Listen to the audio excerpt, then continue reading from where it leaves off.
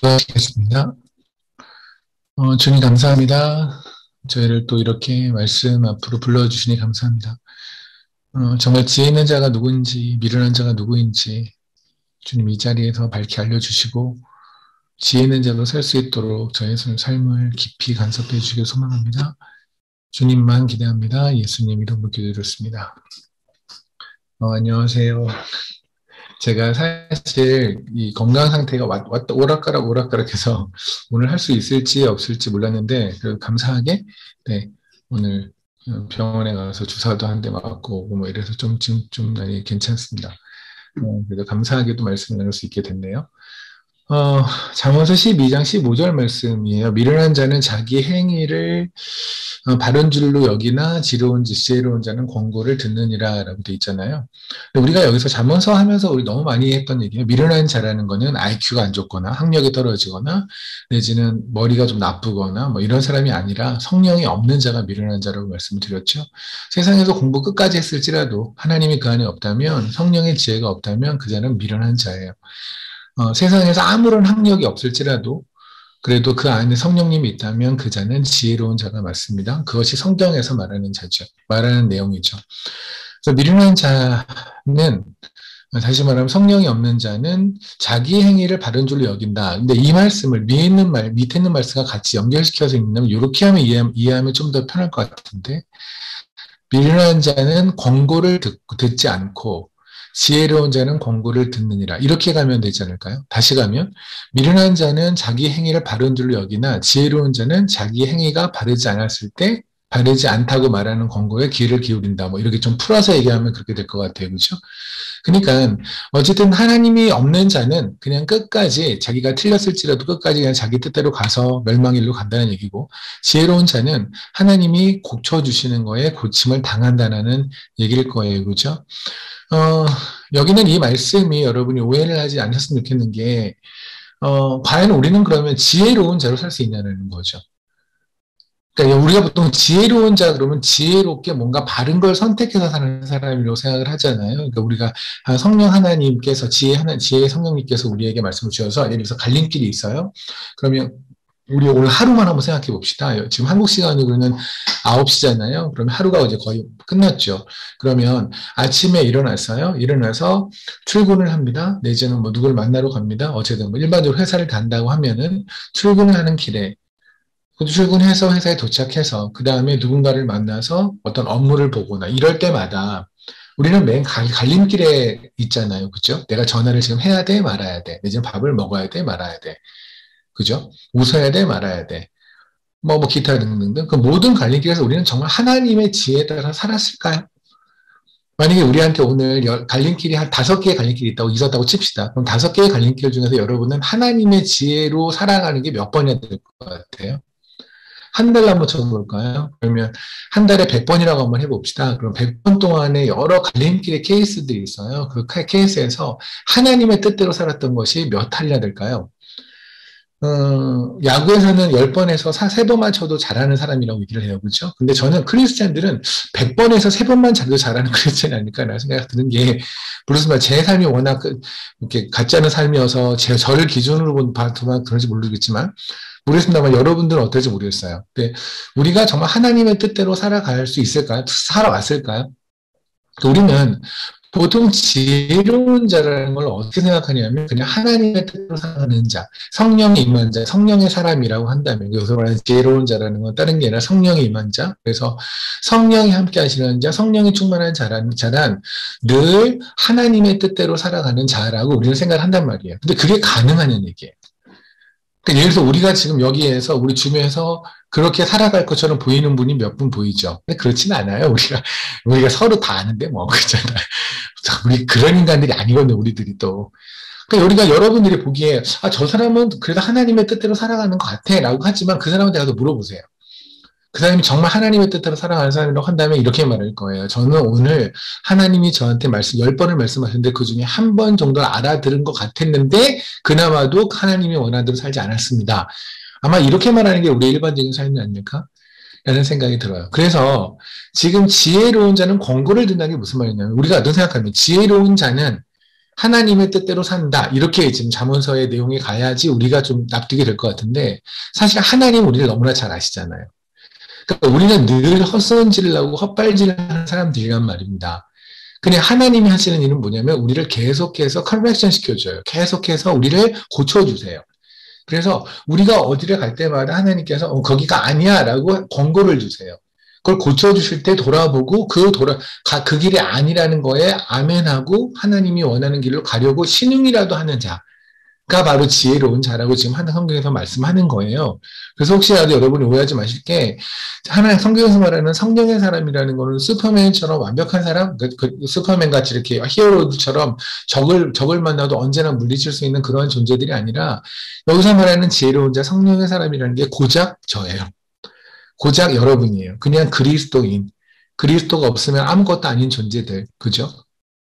그러니 여기서 말하는 이 하나님께서 말씀하신 이 말씀 너무나 큰 위로가 되는 게 만약에 하나님께서 이렇게 말씀하셨다면 지혜로운 자는 늘 옳은 길을 간다. 하나님의 뜻을 간다. 라고 했으면은 저는 아마 정말 너무너무 힘들었을 것 같아요. 말씀에서. 왜냐하면 제 삶하고 너무나 동떨어져 있으니까. 그런데 하나님의 말씀은 지혜로운 자는 늘 넘어진다예요. 그러니까 권고를 듣는다라는 말 사이에 들어간 게 뭐냐면 지혜로운 자는 늘 넘어지고 늘 실수하고 늘상 연약한데 그래서 권고를 해주면 하나님께서 권고를 주시면 그 권고를 듣는다.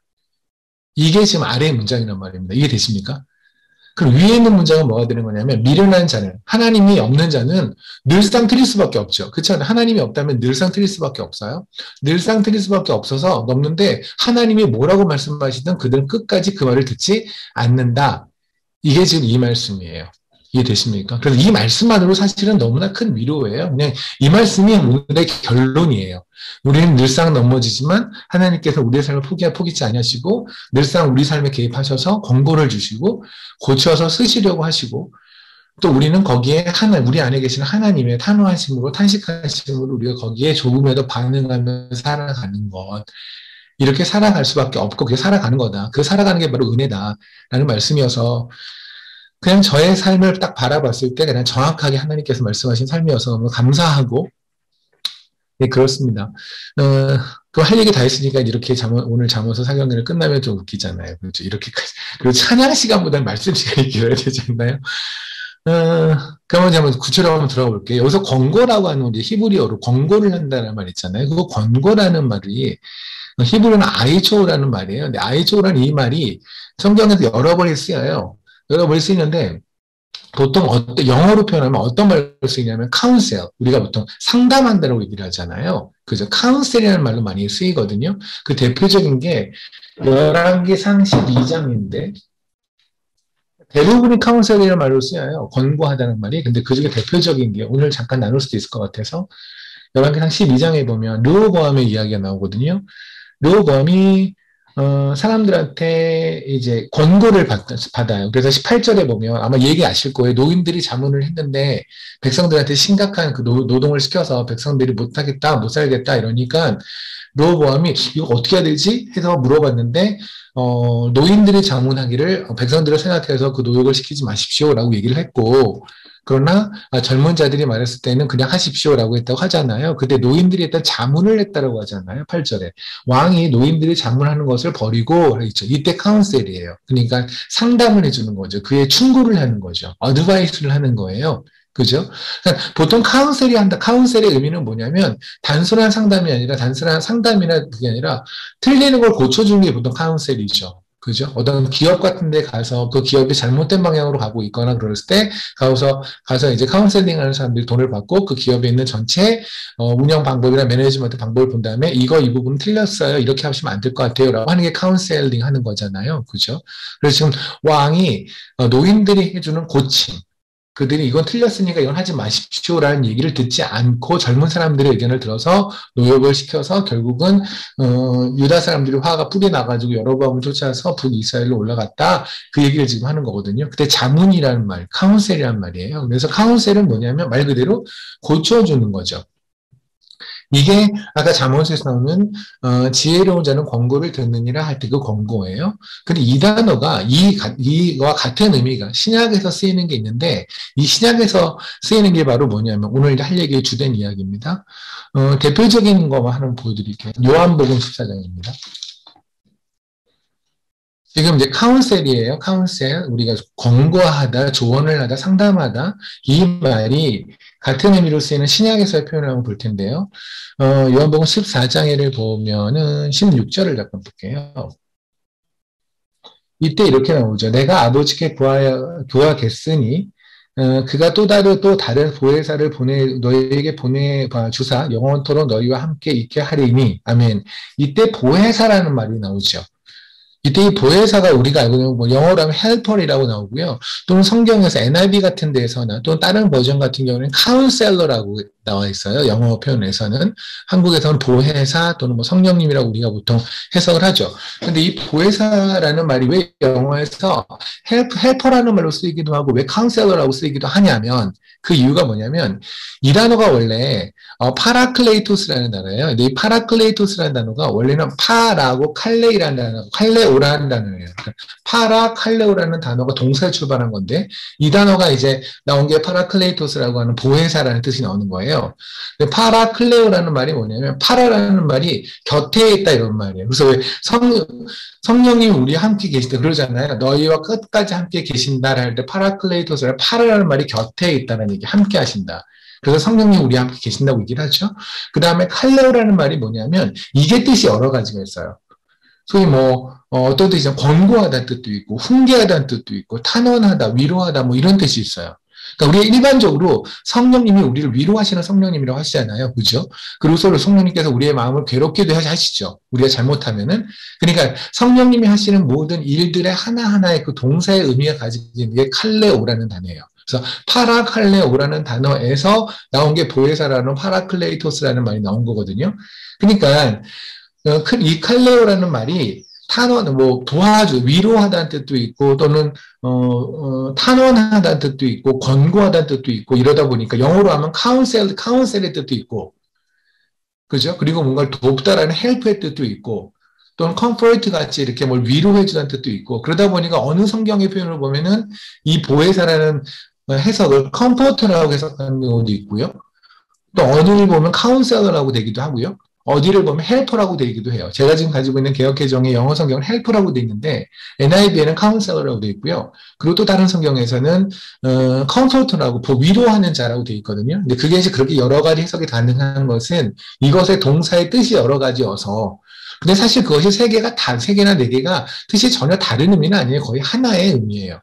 어쨌든 간에 지금 제가 지금 정리를 해드리면 성령님께서 성령님을 의미할 때, 보혜사 성령님을 의미할 때, 물론 성령님은 홀리 스피릿이죠. 또는 홀리 고스트라는 말을 쓰기도 하죠. 킹 제임스 버전에서는 우리 고스트라는 말 쓰면 뭔가 유령 같은 느낌이 들어서 불쾌한데, 그런데 킹 제임스 버전이나 또 예전에 초대교회 때는 홀리 스피릿이라는 말보다 홀리 고스트라는 말을 둘 다 쓰셨어요. 그러니까 홀리 고스트라는 말을 넣어서 너무 경기를 일으키지 마시고요.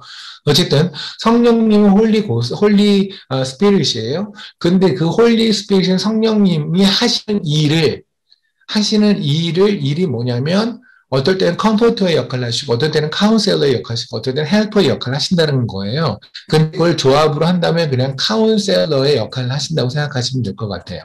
그러니까 제가 지금 구약에서 잠언서 12장 15절에 지혜자는 권고를 듣는다 할 때 이 권고라는 말이 신약에서 쓰여지는 것이 바로 이거고 이 권고를 직접 하시는 분이 누구냐면 성령님이라는 말을 하고 싶은 거예요.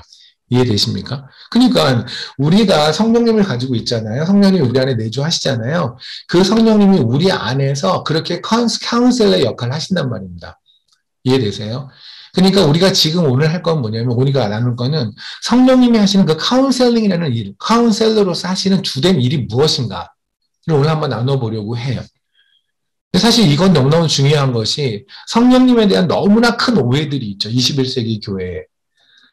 그러니까 제가 이제 교회사를 좀 공부를 해보면 사실 성령님에 대해서 이렇게까지 오해를 한 시기가 없었어요. 거의 20세기 넘어서 21세기서부터 그 오순절 운동, 오순절 교단 이런 것들이 등장하기 시작하면서부터 갑자기 성령님이 무슨 그 매직 스틱 같이, 마술봉 같이, 그냥 아무데나 갖다 성령님만 갖다 대면 모든 게 해결되는 것처럼. 그죠? 그래서 오늘은 제가 이제 어떤 그 존 맥어더 목사님하고 5명의 목사님이 그 미국에 계신 그 침례교, 모든 분이 침례교는 아니었던 것 같은데, 좀 보수 쪽에 속하는 목사님들이 소위 그 스트레인지 파이어라고 하는 이상한 뭐 그런 거 있죠. 뭐, 불받게 하는 거 있죠. 뭐, 파이어 그래가지고 뭐, 넘어뜨리고 뭐 이런 거 있잖아요. 그런 사역을 하는 거에 대해서 과연 그것이 성경적인가 성경적이지 않은가, 이런 거에 대한 어떤 어떤 대담 같은 걸 7년 전에 했던 것을 제가 오늘 잠깐 그거를 봤는데, 그것도 마찬가지로 전혀 누가 봐도 너무 이상하잖아요. 갑자기 가서 파이어 그럼 사람이 막 갑자기 뜨겁다고 발발 뛰어다니고 막 옷을 벗고 뭐 아무리 하나님께서 그렇게 일하시겠어요. 그런데 그것을 사람들은 성령의 역사로 말한단 말입니다. 그죠? 또는 옛날에 비냐드 운동 같은 경우에는 어땠냐면 하나님이 임재했다, 성령님이 임재했다는 표를 동물 소리를 내면, 아마 한 대한민국에도 그런 데가 있다고 얘기 들었는데, 그러니까 막 집회를 하다 갑자기 멍멍 거리든가 야옹 그러든가 갑자기 이렇게 막 동물 소리를 내면 그게 성령이 임한 증거다 라고 하는 사람이 있는가. 또 반면에 어떤 거는 웃는 사람들, 막 갑자기 딱 막 하하하 웃거나 좀 이렇게 뭔가 실성한 사람처럼 웃거나 이러면 이것도 성령이 임한 거, 임한 징표라고 하는 것 같은데, 스테반이 마지막 설교를 하고 돌말에 죽을 때 성령이 충만하여 하늘을 보았다고 얘기를 하거든요. 그때 스테반이 웃었을까요? 아니면 동물 소리를 냈을까요? 이게 뭐 사람들 할 때 저 돌을 집어넣기 직전에 갑자기 뭐 멍멍 이랬을까요? 뭐 껄껄껄 거렸을까요? 여러분 그 여담인데 찬양 그 미국에 있는 찬양 힐송 음악이 굉장히 좀 이렇게 좀 조심해야 된다, 위험스럽다라는 걸 여러분이 많이 들어서 여러분이 잘 아실 거라고 생각이 들어요. 근데 요새 한참 뜨고 있는 애들이 하나 있어요. 뜨고 있는 그 집단이 있는데, 지저스 이미지라든가 지저스 컬처 이런 사람들이 있어요. 그래서 소위 베델 그 철치 같이 이렇게 해서 그 음악 같은 것도 묘하게 막 틀어가지고 막 하는 데가 있는데, 그런 노래를 가만히 듣다 보면 어떤 게 있냐면, 찬양하는 사람이 갑자기 찬양을 하다가 막 웃어요. 아마 들어본 적 있을 거예요. 막 찬양을 막 해요. 막 그러다가 하하하하 웃고 또 찬양을 막 해요. 이것도 일장에 옛날에 어떤 그 비냐드 우동 같은 데서 그런 게 갑자기 웃음이 나오는 게 성령이 충만해서 나오는 증거다라는 거를 사람들이 믿거든요. 그래서 노래다 갑자기 웃고 막 이런 게 벌어지는 거예요. 그러니까 누가 봐도 이상해요. 누가 봐도 아니 세상에 무슨 동물 소리 내는 게 성령의 임재하고 무슨 상관이겠습니까? 갑자기 해주고 웃는 게 무슨 성경에 있지도 않은 그런 내용을 갖다가 막 끄집어내는 게 이상하잖아요. 근데 그것이 왜 그것마저도 성령의 역사라고 사람들이 생각하는 이유는 뭐냐면, 성령을 아무데나 갖다 붙여요. 그러니까 성령이 하시는 일이 뭔지를 정확하게 사람들이 모르니까 아무거나 성령님인 거예요. 그죠? 그러니까 누군가가 갑자기 띵동 그리고 뭐 아니면 뭐 때르릉 그래서 전화를 해서 아니면 띵동 그리고 집을 찾아와서 성령님이 나한테 이렇게 말씀하셨는데 내일은 움직이지 말라고 하셨어요, 집사님. 이렇게 말을 한다든가. 성령님께서 저한테 어떻게 말씀하셨는데 남편 직장을 옮기셔야 한대요 라고 말한다든가. 그러니까 아무데나 갖다 성령님을 갖다 붙여버리니까 이건 사람들 굉장히 불안하죠. 왜냐면 성령님은 하나님이잖아요. 하나님이 그렇게 말씀하셨다면 이게 진짜 팩트라고 하면, 이게 진리라고 한다면 이거는 진짜 말을 들어야 되는 거잖아요. 그죠? 그 말씀을 어길 수가 없죠. 그러니까 사람들은 아무 때나 성령님을 갖다 붙이면 사람을 위협하기도 하고 협박하기도 하고, 그죠? 근데 물론 중요한 건 본인이 진짜 그게 성령의 역사라고 믿는다라는 어떤 처음부터의 잘못이 분명히 있긴 하지만, 어쨌든. 그래도 오늘 이 시간에는 우리를 권고하시는 지혜자, 우리를 지혜 있는 자들, 성령의 임한 자를 권고하시는 성령님이 하시는 그 권고는 무엇인가? 성령님은 도대체 무엇을 하시는 건가? 우리가 한번 성경에서 말씀하시는 대로 나눠보겠다는 말씀입니다. 그리고 우리가 그러면 우리가 이제 어떻게 살아야 되는지 또 아마 방향이 잡히지 않을까 싶습니다. 성령님의 역사에 대한 이야기는요, 요한복음 14장과 16장을 여러분이 철저하게 읽으시면 성령님이 하시는 주된 역사에 대해서 알 수가 있어요. 다만 옆에서 그걸 조금 더 자세히 설명해주는 어떤 리더가 있으면 더 감사하긴 하겠죠. 혼자 해서 이야기가 좀 힘들 수도 있을 테니까. 15장을 일단 보면은요, 15장의 26절에 이런 말씀을 하세요. 주님께서 말씀하십니다. 내가 아버지께로부터 너희에게 보낼 보혜사 곧 아버지로부터 나오시는 진리의 성령이 오실 때 그가 나를 증언할 것이요. 라고 하시죠. 그러니까 성령님이 하시는 첫 번째 카운셀링은 뭐냐면, 하시는 권고는 뭐냐면, 그분이 하시는 카운셀러로서 일하시는 건 뭐냐면, 예수 그리스도를 증언하세요. 예수 그리스도를 증거하세요. 그럼 생각해보세요. 증언하거나 증언한다면 누군가의 대상이 있겠죠. 그렇죠? 누군가에게 테스티파이를 하는 거죠, 하잖아요. 그럼 대상이 누구냐면 하나님이 선택한 백성이에요. 물론 하나님이 선택하지 않은 백성에게도 성령님은 똑같이 증언을 하시는데 하나님이 선택하지 않은 백성은 죽었다 깨도 못 알아들어요. 죽었다 깨도 못 알아듣고 그냥 하나님이 선택한 백성들은 하나님이 그 증언하시는 내용에 아멘하게 되죠. 그러니까 여러분들이 우리 모두가 예수가 어떤 분인지, 예수가 우리의 구주인 것을, 예수가 하나님의 아들로서 십자가대로 죽으셨다는 이 없는 사실을 우리가 아멘으로 믿는 것이 바로 뭐냐면, 보혜사 성령님께서 우리 안에서 권고하셔서 그래요. 그분이 우리한테 카운셀러로서 역할을 하셔서 우리가 아멘으로 화답하니 우리는 이제 하나님의 사람이 되었단 말입니다. 이해되십니까? 이것이 성령님이 하시는 일이에요. 그래서 우리가 그러잖아요. 성령님이 임하지 않으면 우리는 하나님을 믿을 수 없다라고 얘기하는 게 바로 이 부분이에요. 그러니까 성령이 없는 사람은 예수를 구주로 고백할 수가 없어요. 물론 예수를 구주로 고백하는 게 힌두에 있는 셈처럼 그래 예수도 한 명의 여러 신 중에 하나겠지라고 정도로 고백하는 거 말고요. 진짜 성경에서 말하는 그 수준의 구주의 고백, 로마서에서 말하는 것처럼 목에 칼이 들어와도 내 입으로 주를 시인하는 그 고백을 하게 하시는 분은 성령님의 역사란 말입니다. 그래서 그걸 진짜 주님을 믿는 자는 성령이 임한 자예요. 그러니까 여러분들이 그러잖아요. 난 진짜 성령이 임하는 건가? 난 방언도 못하는데? 나는 어떤 은사도 없는데? 근데 나한테 성령이 있는 거 맞는가? 라고 생각할 때 고민하지 마실 것이, 방언이 여러분의 성령에 임했다는 증거가 아니라 여러분이 하나님을 정말 사랑하는 것이 성령에 임한 증거예요. 방언은 그런 증거가 그런 거를 확증할 수 있는 증거로서의 효력은 없어요. 그러니까 저는 다시 한번 말씀드리지만, 방언을 하시는 분들은 하세요. 저는 하시는 분들은 하십시오. 근데 다만, 방언이 우리가 성령이 있다, 없다, 구원을 받았다, 안 받았다를 좌우할 만큼의 증거가 되지는 못한다라는 건 다시 한번 말씀을 드립니다. 어쨌든 그러면 첫 번째 우리가 성령님이 하시는 일, 카운셀러로서 하시는 일은 뭐냐면 예수를 믿게 하는 거예요. 예수님이 누군지 우리한테 알려주시고, 그리고 그 예수님을 믿게 하시는 일을 합니다. 그게 15장 26절의 이야기입니다. 그리고 14장을 볼게요. 요한복음을 계속 봅니다. 14장 26절을 보면은요, 이렇게 말씀하세요. 예수님께서 보혜사, 곧 아버지께서, 이때 이 보혜사라는 말씀을 아까 말한 것처럼 어떤 성경은 헬퍼라고 나오고, 어떤 성경은 카운셀러라고 나오고, 어떤 성경엔 컴포터라고 나온다는 얘기예요. 근데 카운셀러라는 해석이 가장 이 단어의 뜻에 적합할 것 같다는 생각이 드는 거죠. 보혜사 곧 아버지께서 내 이름으로 보내실 성령, 그가 너희에게 모든 것을 가르치고 내가 너희에게 말한 모든 것을 생각나게 하리라. 아멘. 이거를 여러분은 오해하지 마실 것이, 성령이 임한, 그래서 이거를 오해하시는 분들이 또 이제 성령님을 무슨 잡귀신으로 취급하면 성령이 임하면 모든 것을 안다.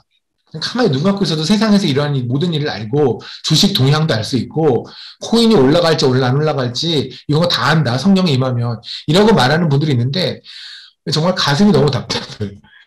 하나님께서 말씀하시는 모든 사실이라는 건 뭐냐? 모든 것이라는 거는요, 세상에서 말하는 것이 아니라 하나님 안에 있는 진리를 말을 하는 거예요.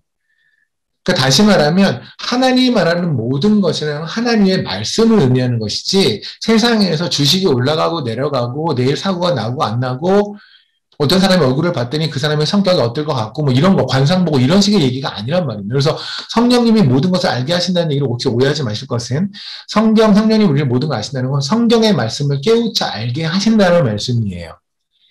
아시겠지만 성령이 임하지 않는다면 성경에 있는 말씀은 죽었다 깨나도 무슨 말인지 모르거든요. 왜? 믿음이 안 가니까 일단. 그죠?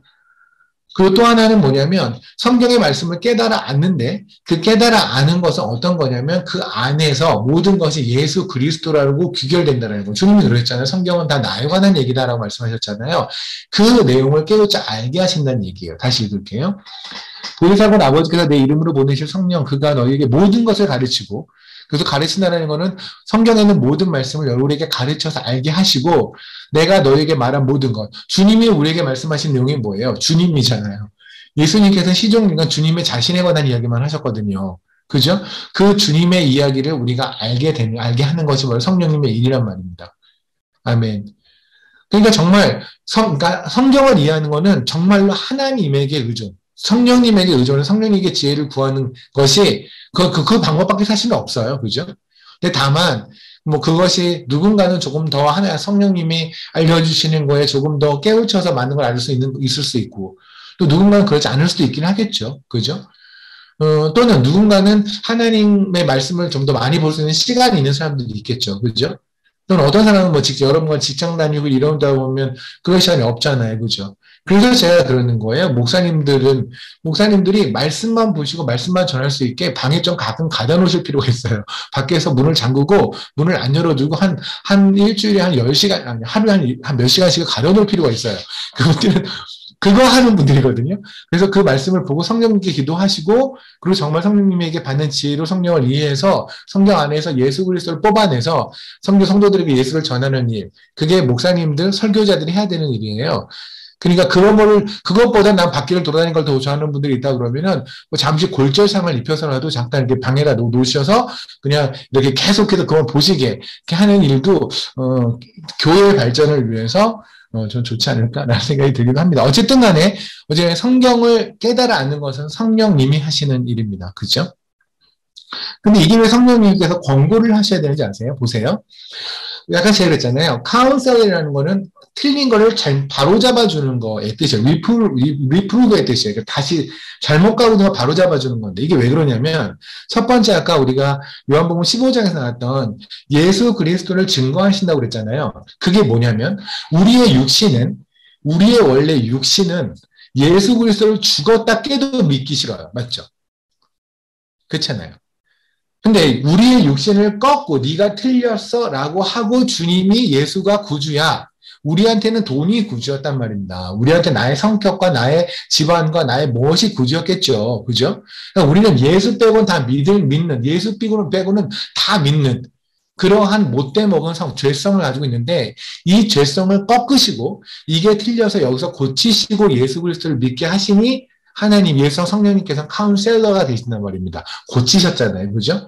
두 번째 나왔던 지금 요한복음 14장에 있는 말씀도 마찬가지죠. 뭐냐면 우리는 성경에 있는 말씀을 일단 첫 번째, 성경의 말씀을 보고 싶지 않아요.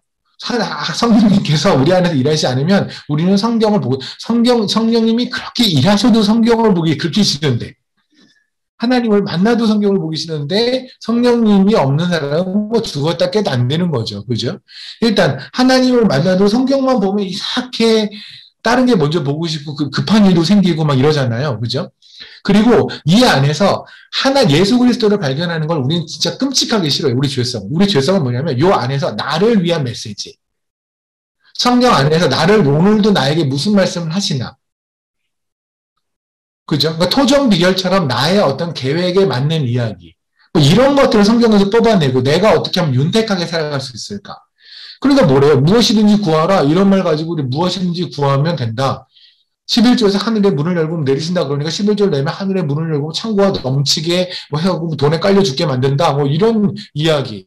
그러니까 성경에 있는 말씀 중에서 나한테 유리하게 모든 말씀을 해석한단 말입니다. 이해되십니까? 하나님의 의사와 상관없이 내가 성경에 있는 걸 자기적으로 해석한다고요. 나를 위해서. 그게 우리의 본성이에요. 그러니까 이 본성을 꺾지 않으면 우리는 절대로 성경을 통해서 예수를 바라볼 수가 없어요. 하나님의 나라를 바라볼 수가 없어요. 그러니까 성령님께서는 우리가 성경을 보게 하시고 성경 안에서 성경을 통해서 예수를 바라보게 하시려면 성령님께서는 아주 강한 굉장히 스트롱하고 파워풀한 카운셀러의 역할을 하셔야 돼요. 우리를 뜯어 고치셔야 돼요. 그렇지 않으면 죽었다 깨도 성경 안에서 예수를 발견하지 않거든요. 이해되십니까? 그러니까 여러분이 성경 안에서 보는데 뭔가 내 삶이 유택되어지고 내가 뭔가 원하는 게 되어지고 나의 소원이 성취되는 것 같은 나의 어떤 불만이 해소되어지고 나의 기도 제목이 되어지고 그러니까 나를 위하는 것처럼 이 성경이 해석되어 있다고 한다면 일단 잠시 멈추시고 카운셀러이신 성령님이 나에게 내에서 일하지 않으시고 혹시 내가 그냥 성령님의 입을 막아버리고 성령님이 아무리 말씀하셔도 나는 귀를 닫고 내가 원하는 대로 해석을 하고 있지 않나? 라는 의구심을 가지실 필요도 있어요. 어쨌든 그렇기 때문에 성령님은 카운셀러라는 칭호가 가장 어울리다고 제가 말씀을 드리는 거예요. 우리의 본성에 따르면 우리는 무조건 뜯어 고쳐줘야 되거든요. 무조건. 16장을 볼게요. 계속 요한복음 보고 있습니다. 요한복음 16장을 보면 13절을 볼게요. 13절에 보면 그러나 진리의 성령이 오시면 그가 너희를 모든 진리 가운데로 인도하시리니 그가 스스로 말하지 않고 오직 들은 것을 말하며 장래일을 너희에게 알리시리라. 아멘. 이때 장래일을 알리시라는 얘기를 오해하지 마세요. 또 이거 가지고 또 미래 보게 하신다. 성령님의 눈 감고 있는 성령님 말씀하셔서 내일 비 오는데 이런 얘기 아니에요. 그런 거는 일기예보를 보셔야죠. 왜 그런 사람한테 귀를 기울여요. 여기서 말하는 장래일은 뭐냐면 앞으로 일어나는 하나님의 나라에 관한 이야기예요. 그 하나님 나라가 뭔데요? 복음은 끝까지 전해질 거예요. 복음은 끝까지 땅까지 전해지고 주님이 오실 거예요. 이게 장래의 일이에요.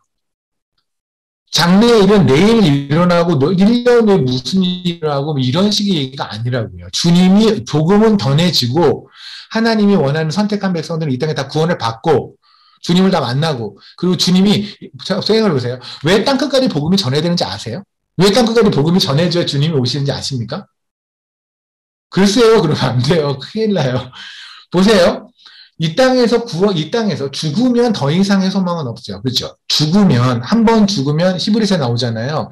죽고 나면 그 다음에 더 이상의 기회는 없고 그 다음에 심판이 기다려요. 맞죠? 그러면 죽기 전까지 예수를 만나야 돼요.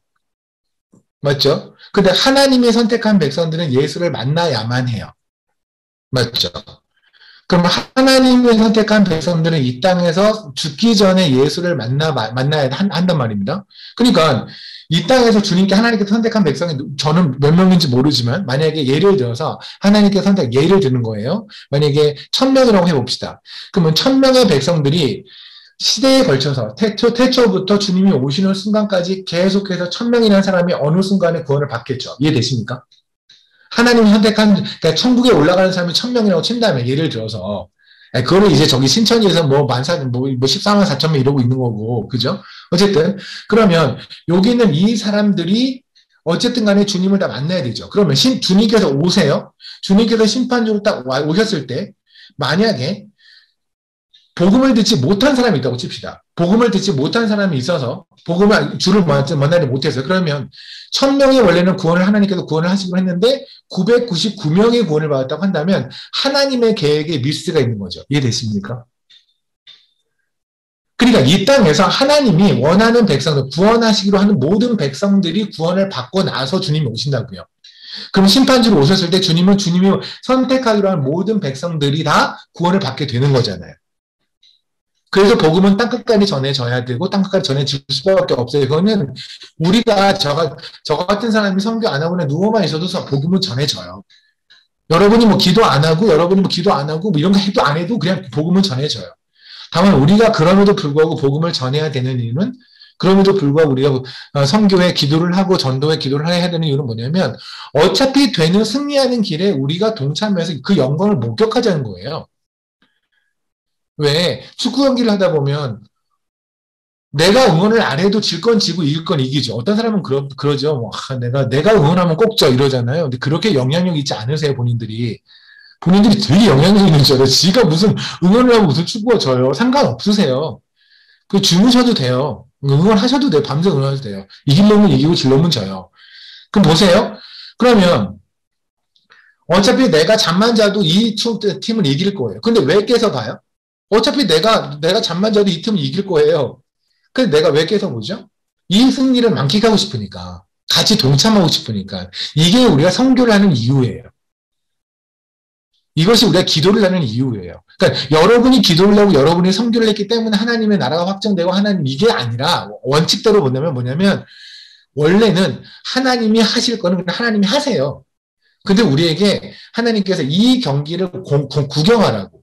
어차피 이 이기는 경기에 너희가 이 영광을 너희가 목격하고 환호해 보라고 우리에게 초청을 하세요. 이게 기도를 하는 거고 또 재정적으로 선교나 전도나 후원을 하는 거고 그죠? 그리고 몸으로 직접 가서 선교를 하고 전도를 하는 거예요. 이게 되십니까? 오케이. 어쨌든 그럼 보세요. 장래이란 건 뭐냐면 내일 무슨 일이 한다가 아니고 오해하지 마. 진짜 여러분 성령님이 말을 했는데 내일 모레 무슨 일이 하는데 여러분 자녀 어떻게 됐는데 요번에 시험에 합격한데 불합격 있다고 얘기하는 그 무당 같은 사람들 있으면 정말 귀를 닫아버리세요. 정말 부탁드릴게요. 만나지 마세요. 그런 사람들. 그러니까 성령님의 이름으로 미래를 예언하는 사람들은 정말 조심해야 되는 사람이에요. 진짜요. 제가 진심으로 말씀드릴게요. 만나지 마세요. 그건 정말 제일 위험한 사람들이에요. 근데 어쨌든 특히 이제 그런 분들이 말하는 게 이게 좀 장래일을 말한다는 거 갖고 제가 이해하는 건데 이게 장래일은 그런 장래일이 아니란 말입니다. 주님께서 하나님께서 내일 비가 오는 게 그렇게 중요한 일일까요? 주님한테 가장 중요한 장래일은 뭐냐면 주님이 다시 오시는 거예요. 그죠? 그게 가장 중요한 일이잖아요. 어쨌든 그때 13절에 보면 이렇게 나오잖아요. 진리의 성령님이 오시면 아까 말했던 보혜사 그죠? 카운셀러가 오시면 그가 너희를 모든 진리 가운데로 인도하세요. 그러니까 잘 보세요. 성령님이 우리를 인도하시는 것은 우리의 삶이 잘 되게 하는 인도가 아니라 우리가 어떻게든 사고를 피하게 하는 인도가 아니라 우리가 이 땅에서 오래 살게 하는 인도가 아니라 진리로 인도하신다고요. 이해되십니까? 근데 우리는 보통 성령님이 이렇게 말씀하셔서 하면서 뭐래요? 사고를 피하게 하거나 오래 살게 하거나 아프지 않게 하거나 병을 피하거나 병을 낫게 하거나 이런 정도를 가지고 성령님이 하시는 일이라고 우리는 생각한단 말입니다. 성경에는 그렇게 말해본 적이 없거든요. 성경은 그렇게 말하지 않았어요. 성경은 뭐랬냐면 그가 진리 가운데로 너희를 인도한다고요. 그러니까는 왜냐면 우리는 진리를 너무 싫어하거든요. 아까 말씀드렸죠. 우리 죄성은 진리 빼고 다 사랑해요. 우리는 유튜브에서 나오는 말 같지도 않은 것도 다 믿어요. 그렇지 않나요? 우리는 세상에 사는 모든 주장을 믿을 의향이 있어요. 그래서 오죽하면 그러잖아요. 야, 뉴스에서 그랬는데, 누가 그랬다라는 좀 유명한 사람이 그랬다는 거 하나 때문에 난 그걸 믿어요. 오죽하면 유명한 연예인들이 왜 그렇게 광고 모델로 나올까요? 전지현이 샴푸를 쓰면은 지 머리카락도 이렇게 된다는 믿음이 있으니까. 절대 안 되는 거 알면서. 전지현이 쓰는 화장품을 내가 쓰면 똑같아져요? 전지현이 먹는 치킨을 내가 먹으면 나도 그렇게 돼요? 3배 돼요, 전지현 3배. 그렇게 된 거 알면서도 불구하고 왜 그렇게 믿어요? 왜냐면 우리는 하나님 빼고 세상 건 다 믿어요. 전지현이 가서 이거 먹어요, 이거 먹으면, 저 전지현이라는 분을 되게 좋아해요. 이쁘잖아요. 근데 싫어하는 거 아니에요? 근데 이거 먹어요. 그러면 우리는 믿고 먹어요. 그죠? 너무 더 터무니없는 게 뭐냐면 유명한 스포츠 선수가 주식을 광고해요. 주식하는 어떤 그런 거 있잖아요. 그런 회사를 광고를 해요. 그럼 사람들이 막 쫓아가요. 이상하지 않아요? 스포츠 선수하고 주식하고 뭔 상관이에요? 근데 우리는 유명하다는 이유 하나 때문에 그가 하는 모든 말을 믿고 싶어 한단 말입니다. 우리는 하나님 빼고 예수 빼고 다 믿고 싶어 해요. 그게 우리의 죄성이에요. 왜냐하면 세상은 우리가 하나님만 예수만 믿으면 안 믿으면 되거든요. 세상이 원하는 건 사탄이 원하는 건 딱 하나예요. 우리가 뭐든지 믿어도 돼요. 우리가 뭐든지 믿어서 돈으로 돈 벼락을 맞든 갑부가 되든 뭐가 되든 그런 건 상관이 없어요. 예수만 안 믿으면 돼요. 그게 우리의 죄성이에요. 이해되십니까? 예수가 누군데요? 진리요. 그러니까 우리는 제가 팩트하고 진리, 트루스라는 것과 팩트의 차이점 말씀드렸잖아요. 사실과 진리의 차이점. 진리는 변하지 않는 거라고 말씀드렸잖아요. 우리는 변하지 않는 건 안 믿어요. 변하는 건 믿어요. 팩트는. 계속해서. 그래서 하나님은 성령님께서 우리를 그냥 멱살을 잡고 끌어가셔야 돼요. 어디로? 진리로. 진리 가운데로 우리를 인도하셔야 돼요. 그러지 않으면 우리 죽었다 깨도 진리로 안 가요. 그게 우리 수준이에요. 아시잖아요. 우리 수준. 그죠? 그러니까 여러분이 기억하실 건 뭐냐면 성령님께서 우리를 인도하신다는 거는 여러분이 원하는 삶으로 인도한다가 아니라 여러분이 원하는 바대로 하나님 성령님께서 가신다가 아니라 여러분이 원하는 거를 하는 게 아니라 하나님이 우리의 육신이 원하는 것과 하나님이 원하는 진리는 전혀 다른 맥이죠. 전혀 다른 거잖아요. 그래서 하나님께서 멱살을 잡고 진리로 끌어다니시면 우리의 삶이 그렇게 피곤한 거예요. 그러니까 우리의 삶이 피곤한 이유는 뭐냐면 내가 가기 싫으니까. 그쪽은 죽어도 가기 싫은데 하나님이 강제로 끌고 가시니까 내가 힘든단 말입니다. 이해되십니까? 이게 바로 성령님이 하시는 일이에요. 카운셀러로서 하시는 일. 또 하나가 8절인데요. 이제 이 8절은 조금 긴 얘기인데 제가 읽을게요. 8절부터 제가 7절부터 읽을게요. 그러나 내가 너에게 실상을 말하노니 내가 떠나는 것이 너희에게 유익이라. 내가 떠나가지 아니하면 보혜사가 너희에게로 오시지 아니할 것이요. 가면 내가 그를 너희에게로 보내리니 그가 와서 죄에 대하여 의에 대하여 심판에 대하여 세상을 책망하시리라. 죄에 대하여 하면 그들이 나를 믿지 아니하며 의에 대하여 하면 내가 아버지께로 가니 너희가 다시 나를 보지 못하며 심판이라 하면 세상 임금이 심판을 받았습니다. 아멘. 그러니까 다시 말씀드리면 뭐냐면 이거예요. 지금 여기서 말씀하는 게 뭐냐면 죄와 의와 심판. 사실 죄와 의와 심판이라는 건 세상에서도 가장 중요하게 생각하는 세 가지 이슈예요. 안 그럴 것 같죠? 보세요. 여러분이 왜 지금 대선 출마한다고 막 나오잖아요. 그러면 딱 걸고 넘어진 게 뭐냐면 저 사람은 저죄를 졌어. 저 사람은 저죄를 졌으니까 그런 자격이 되지 않아라고 얘기를 하죠. 그죠? 죄라는 건 인간들 사이에서 일단 죄를 졌다라는 거는 그것이 내가 하고 싶은 일을 하는데 굉장히 큰 장애, 그가 그렇게 할 자격이 없다라는 것을 증명하는 무엇이 되는 거잖아요. 그죠? 그러니까 세상에서 결국은 뭐냐면 누가 죄를 야, 네가 죄졌어. 네가 죄졌어. 라고 그 죄를 선포할 수 있는 자리에 올라가냐 아니냐 그 싸움이에요, 결국은. 그냥 우리 그러잖아. 정권을 잡은 사람들은 정권이 있는 동안 안전해. 왜? 우리는 죄인을 정할 수 있거든. 내가 죄를 졌지만 나는 죄인이 아닐 수 있거든. 즉 내가 정권이 있으면. 그러니까 정권을 왜 유지하고 싶어요? 내가 끝나고 나서도 내가 내 밑에 있는 사람들이 정권을 또 잡으면 내가 안전하니까. 그렇잖아요. 죄에 대한 정의를 매길 수 있는 사람들이 정권을 잡으면 되는 거잖아요. 그래서 서로 헤게모니 싸움한 게 바로 그거예요. 그러니까 여러분이 싸움을 한번 해보세요. 부부 싸움을 해요. 그럴 때 그걸 뭐예요? 네가 죄가 졌어. 네가 잘못해서 내가 잘못해서 이 얘기잖아요, 결국은.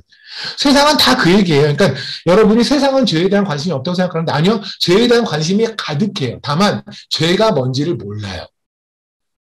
그래서 지금 주님이 말씀하신 게 이거예요. 8절에 그가 와서 죄에 대하여, 교회에서 카운셀러인 도회사 성령님이 오셔서 죄에 대하여 의에 대하여 심판에 대하여 세상을 책망한다고 그러잖아요. 이때 이 책망하다가 리프로브예요. 고친다는 얘기예요. 그러니까 그들이 알고 있는 죄에 대한 개념을 성령님이 고치실 거야. 이해되십니까? 그러니까 세상에서 알고 있는 죄의 개념이 죄가 아니라는 거예요. 하나님이 말씀하시는 거는.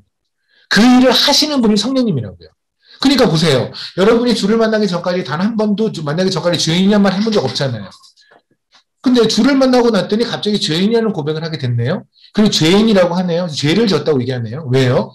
왜냐하면 우리 안에 들어오신 성령님께서 죄에 대한 개념을 바꿔버리셨거든요. 그러니까 주를 만나기 전에는 내가 무단 횡단을 해도 내가 집에 가서 난 죄인이야 이래본 적이 없잖아요. 그렇잖아요. 어디서 술을 먹고 깜빡하고 돈 계산 안 하고 집에까지 도착을 했어. 와, 택시비를 안 내고 집에 왔어. 그런데도 불구하고 그렇게 막 죄인 같지 않잖아요. 미안함, 죄책감이 살짝 들긴 하지만 죄인 같지 않잖아요. 근데 우리는 지금 그냥 가다가 누군가를 미워하는 마음만 생겨도 주 앞에 가서 엎드리며 주님 제가 죄를 졌네요 이런단 말이에요. 왜? 죄에 대한 개념이 바뀌었거든요. 이해되십니까? 그 일을 하신 분이 성령님이라고요. 근데 그 죄가 바로 뭐냐면 9절에 얘기잖아요. 그들이 나를 믿지 아니하, 예수를 믿지 아니하는 게 죄예요. 이 얘기는 굉장히 많은 게 포함돼요. 그러니까 여기서 단순히 주를 믿지 않으면 죄야 이거에서 끝나는 것이 아니라 예수를 구주로 믿지 않는다는 건 무슨 말이에요? 본인들을 의인이라고 생각하는 거죠. 맞잖아요. 그렇잖아요.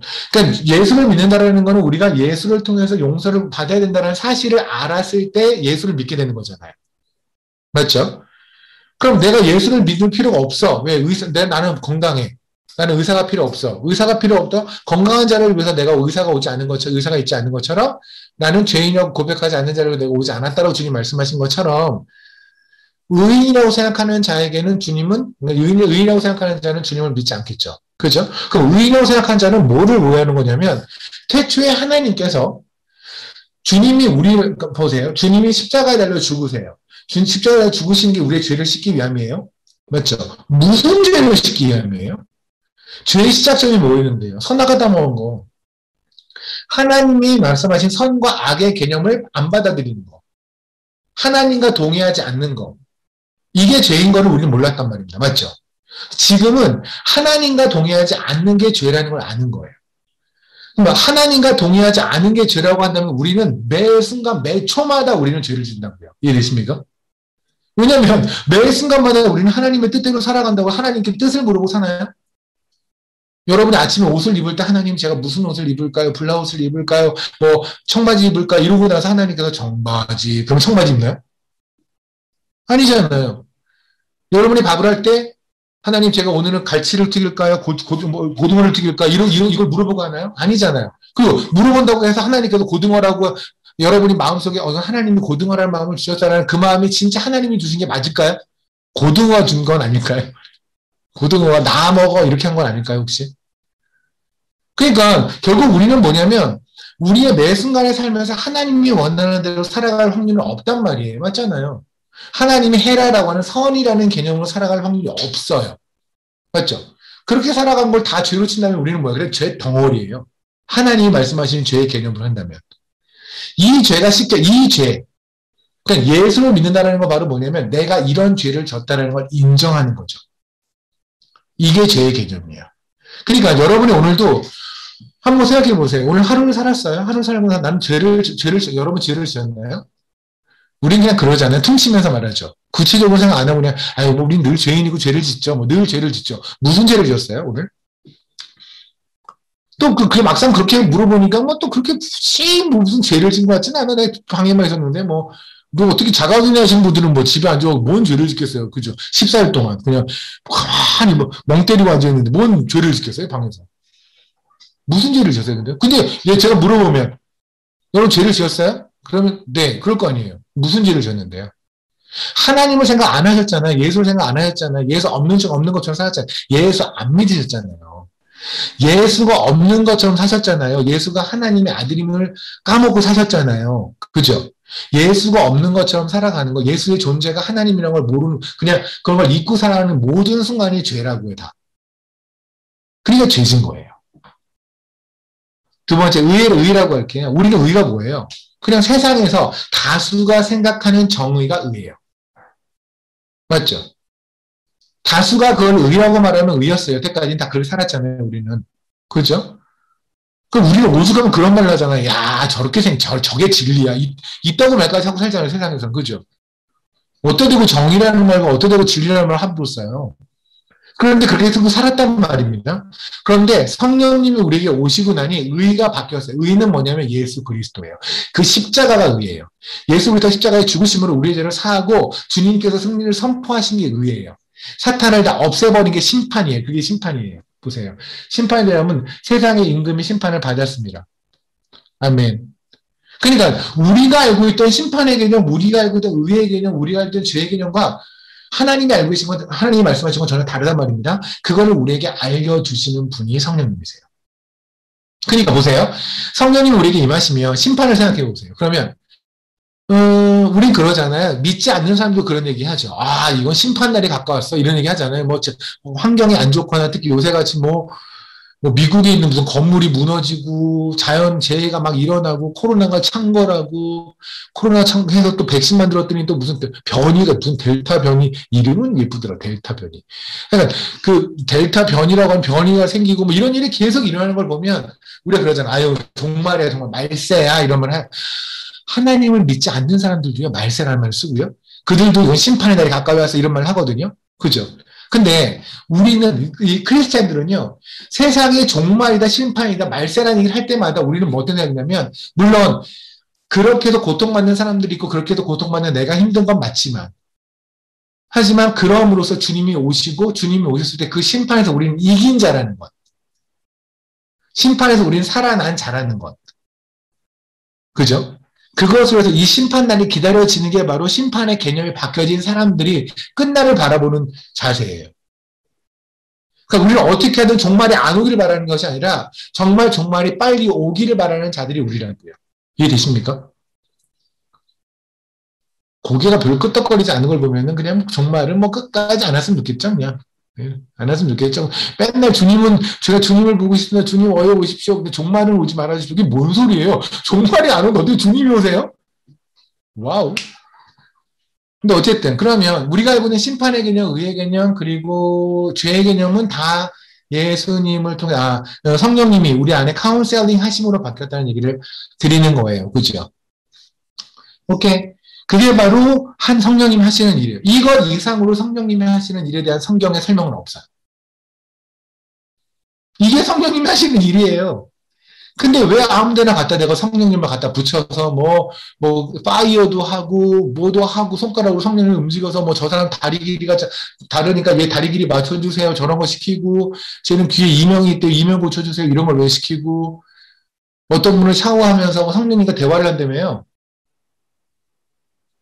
들어보셨어요? 굉장히 유명한 목사님이세요. 그분은 샤워를 하면 성령님과 대화를 한대요. 성령님, 제가 오늘 샤워 없이 성령님과 무슨 대화를 할까요? 제가 이 비누를 쓸까요? 비누로 머리 감을까요? 샴푸로 머리 감을까요? 그걸 물어보나요? 그러니까 얼마나 하나님을 우습게 알면 우리가 그렇게 한다고요. 하나님이 하시는 사역은 그 정도 사역이 아니에요. 하나님의 사역은 이거예요. 우리를 진리관으로 이끌고 우리를 예수를 생각나게 하고, 그죠? 우리가 이미 이긴 존재라고 하는 거를, 심판날을 기다리는 존재라는 거예요. 우리는 의인이 된 것, 우리는 죄를 졌지만 그럼에도 불구하고 의인인 거를 그걸 다시 기억나게 하시는 분이 성령님이란 말입니다. 아멘. 그죠? 그러니까 보세요. 로마서 8장을 보면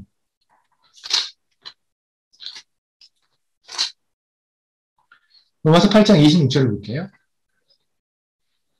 제가 읽겠습니다. 이와 같이 성령도 우리의 연약함을 도우시니 우리는 마땅히 기도할 바를 알지 못하나 오직 성령의 말하사람 탄식으로 우리를 위하여 친히 간구하시니라. 이것도 오해하지 마세요.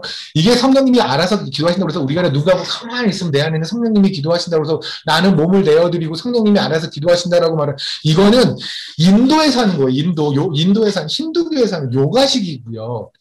여기서 말하는 성령, 우리가 기도할 바를 알지 못하니 성령님이 기도한다는 얘기는요, 오해하지 마세요. 이게 방언에 관한 이야기도 아니고요. 그냥 조용히 음악 틀어놓고 나는 말하지 않고, 관상기도라고 하죠. 말하지 않고, 그러고 있으면 성령님이 알아서 안에서 막 기도하신다는 거잖아요. 이렇게.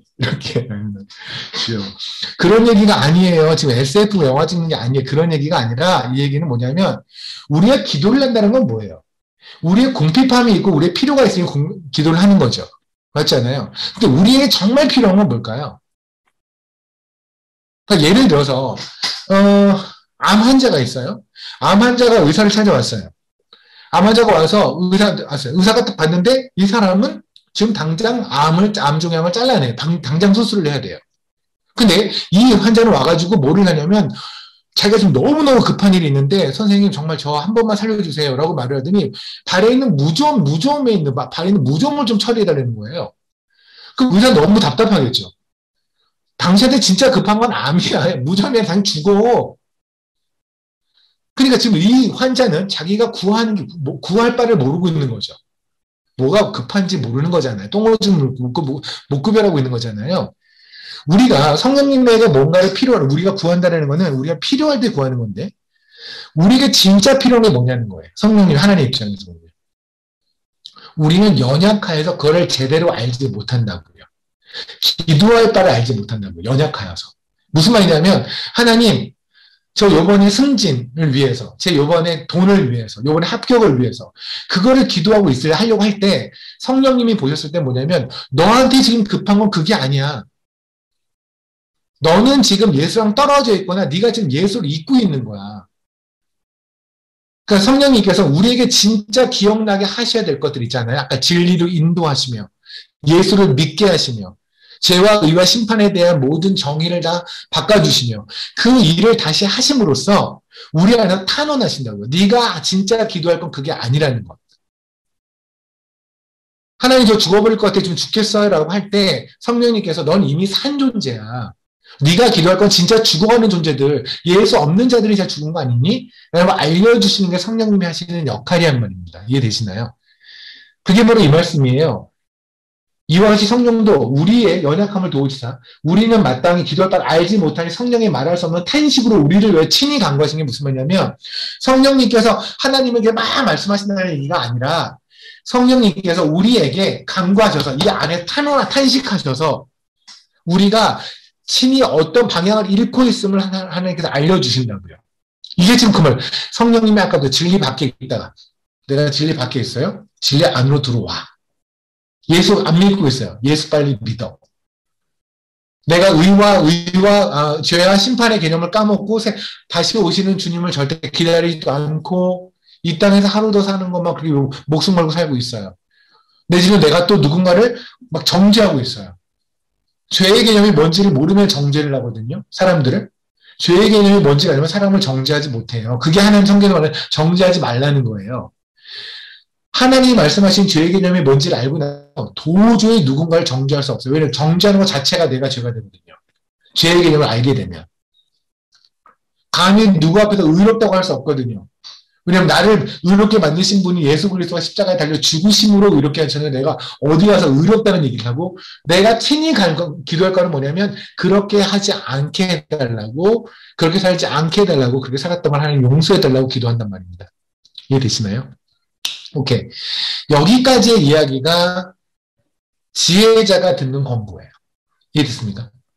그러니까 잠언서 12장 15절은 지혜자는 권고를 듣는 말이 이 말씀이에요. 그런데 그 미련한 자는 이 권고를 안 듣는다는 얘기잖아요. 그러면 우리는 지혜로운 자죠. 그렇잖아요. 성령이 임한 자. 물론 우리는 지혜 별로 없고 제가 생각해도 저는 별로 지혜롭지 않은데 어제는 우리 안에 성령님이 사시니까 우리의 일단 이름은 성령의 사람이에요. 성령의 사람이고 우리는 지혜를 가진 자예요. 그래서 지혜를 가진 자이기 때문에 하나님의 성령님의 권고를 듣는 게 맞아요. 그렇죠. 그런데 실제로 우리 삶에서 본다면 매우 미련한 저처럼 살죠. 그냥 성령이 없는 사람들처럼 성령 까먹고 성령 무시하고 그렇게 살아가잖아요. 맞죠? 왜 그럴까요? 물론 수만 가지 이거 있어요. 제가 예전에 잠언서에서 우리가 흔들리는 이유라는 말씀을 한번 나눴는데 그냥 간단하게 말하면 우리가 흔들리는 이유는요. 흔들리는 걸 잡아서 그래요. 간단해요. 그냥. 그렇잖아요. 그러니까 여러분이 왜 있잖아요. 놀이공원에 가면 이렇게 이렇게 좀 이렇게 흔들리는 거 있잖아요. 흔들리는 거 안 했으면 계속 흔들릴 수밖에 없죠. 흔들리지 않는 걸 잡고 있어야지 안 흔들리죠. 그러니까 내가 흔들리지 않는 예수를 잡고 있으면 안 흔들리는 거고, 내가 흔들리는 돈을 잡고 있거나 흔들리는 세상에 있는 가치를 잡고 있으면 흔들리는 거예요. 간단해요, 그냥. 맞죠? 근데 이건 너무나 추상적인 답이라는 거죠. 그죠? 그러니까 이렇게 말씀만 하고 그냥 끝내면 아멘 하고 끝나겠지만 실제로 나는 어떻게 살아야 되는 건가에 대한 퀘스천은 분명히 있을 거예요. 맞죠? 그래서 실질적으로 한번 그랬던 사람을 봅시다. 진짜 지혜가 임한 자인데 그런데 지혜가 없는 자처럼 하나님의 권고를 무시하고 사는 사람이에요. 성령의 권고를 무시하고 산 사람의 이야기를 한번 보면 그러면 왜 그런지에 대해서 한번 얼핏 감이라도 잡지 않을까 싶은데요. 그 사람이 바로 누구냐면 솔로몬이에요. 솔로몬 너무나 잘 알죠. 솔로몬이 뭐랬어요? 뭘 줄까? 그랬더니 선악을 분별할 수 있는 지혜를 주십시오. 뭐예요? 성령님을 달라고 한 거죠. 그죠? 세상에서 말하는 선악이 아니라 하나님이 말씀하시는 선악으로 선악을 구별하게 해주세요. 어마어마한 기도죠. 그죠? 우리가 왜 누가복음에 보면 그러잖아요. 내가 성령을 달리는데 저 안 주겠느냐. 성령을 달라는 기도예요. 성령을 충만하게 달라는 기도예요. 내 안에 성령님이 일하셔서 내가 선악을 제대로 분별하게 해주십시오. 세상에서 말하는 선과 악이 아니라 하나님이 말씀하신 선과 악으로 구별하게 해주십시오. 그 악으로 선과 악으로 구별하면 우리들의 기도의 대부분은요 많이 뜯어 고쳐져요. 우리가 달라고 하는 걸 달라고 하지 않아야 되는 걸 깨닫게 되고요. 내가 말하지 않았던 걸 빨리 가서 말하면서 그걸 구하고 때로는 여기서 빨리 피하게 되는 기도가 빨리 멈춰지고 내가 이 고난 안에 차라리 더 있게 해주십시오라고 어쩌면 더 기도할 수도 있어요. 하나님이 말씀하신 선악의 개념이 제대로 자리가 잡히면. 오케이? 어쨌든 솔로몬이 바로 그랬던 사람이에요. 우리 너무 잘 알잖아요. 솔로몬. 그죠? 그런데 솔로몬이 무슨 짓을 했냐면 열왕기상 11장을 볼게요. 열왕기상 11장에를 보면 하나님께서 9절에 이렇게 말씀하세요. 솔로몬이 마음을 돌려 이스라엘의 하나님 여호와를 떠남으로 여호와께서 그에게 진노하니라. 여호와께서 일찍이 2번이나 그에게 나타나시고 이게 지금 3번째 나타나셨다는 거예요. 솔로몬이 하나님에게 등을 돌려서 3번을 등장하셔서 결국 하신 게 내가 이스라엘을 두 개로 찢어버릴 거야 라고 하신 거거든요. 그래서 이게 3번째고 2번 나타나셨다는 건데 성경에는 그 2번 나타나신 이야기가 없어요.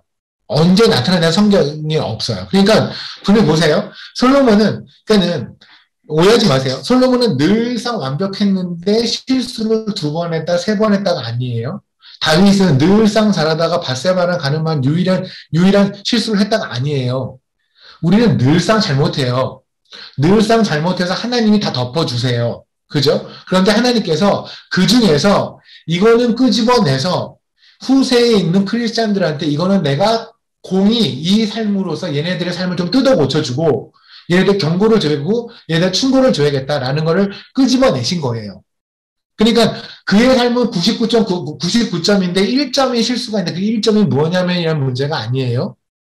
솔로몬도 우리와 같은 사람이었단 말입니다. 오케이. 그러니까 하나님께서 보시기에 진짜 얘 이건 아니지 않니? 라는 죄가 있었는데 이건 아니지라는 죄를 하나님께서 보셨어요. 여러 차례 보시고 나서 하나님께서 한 번 그리고 두 번 등장하시고 세 번째 등장하신 게 열왕기상 11장이에요. 근데 앞에 언제 하나님이 등장하셨는 얘기 없어요. 다시 말하면 언제 솔로몬이 무슨 죄를 졌는지 잘 몰라요. 우리는. 근데 미루어 짐작하면 한두 개가 걸리는데 그 중에 하나가 뭐냐면 열왕기상 9장이에요. 예전에 아가서 사병이 할 때 한번 나눴던 얘기인데 열왕기상 9장을 보면 10절서부터 14절까지 솔로몬과 히람의 거래라고 하는 소제목이 나오죠. 보이시죠? 이게 뭐냐면 열왕기상 5장에 가면 뭐 피실 필요는 없어요. 열왕기상 5장에 가면 솔로몬이 이제 솔로몬 성전과 궁궐을 건축하기 위해서 재료들이 필요해요. 나무들이 필요한데 그 나무를 두루에 있는 히람 왕한테 나무를 달라고 얘기를 해요. 물론 싸게 좀 달라고 하겠죠. 돈도 지불하겠다 하면서 그걸 받아요. 일단 끊어주고 그리고 돈을 받았던 것 같아요. 그 성전을 다 지었어요. 그러면 성전을 다 짓고 났으니 히람의 왕은 아빠인 다윗하고 굉장히 친분이 있었기 때문에 솔로몬을 도와줬거든요. 그러니까 너희는 돈은 받아야 될 거 아니에요. 어쨌든. 그리고 오케이 그러면 돈 줘봐 하고 돈을 받으러 왔는데 그때 솔로몬이 뭐를 줬냐면 10절 보세요. 솔로몬이 두 집 곧 여호와의 성전과 왕궁을 20년 만에 건축하기를 마치고 7년 동안 성전 건축하고 13년 동안 솔로몬 자기 궁 건축했거든요. 그리고 나서 11절 갈릴리 땅에 성읍 20곳을 히람에게 주었어요. 근데 이거를 받고 나서 솔로몬 히람이 얼마나 화가 나냐면 12절 보세요.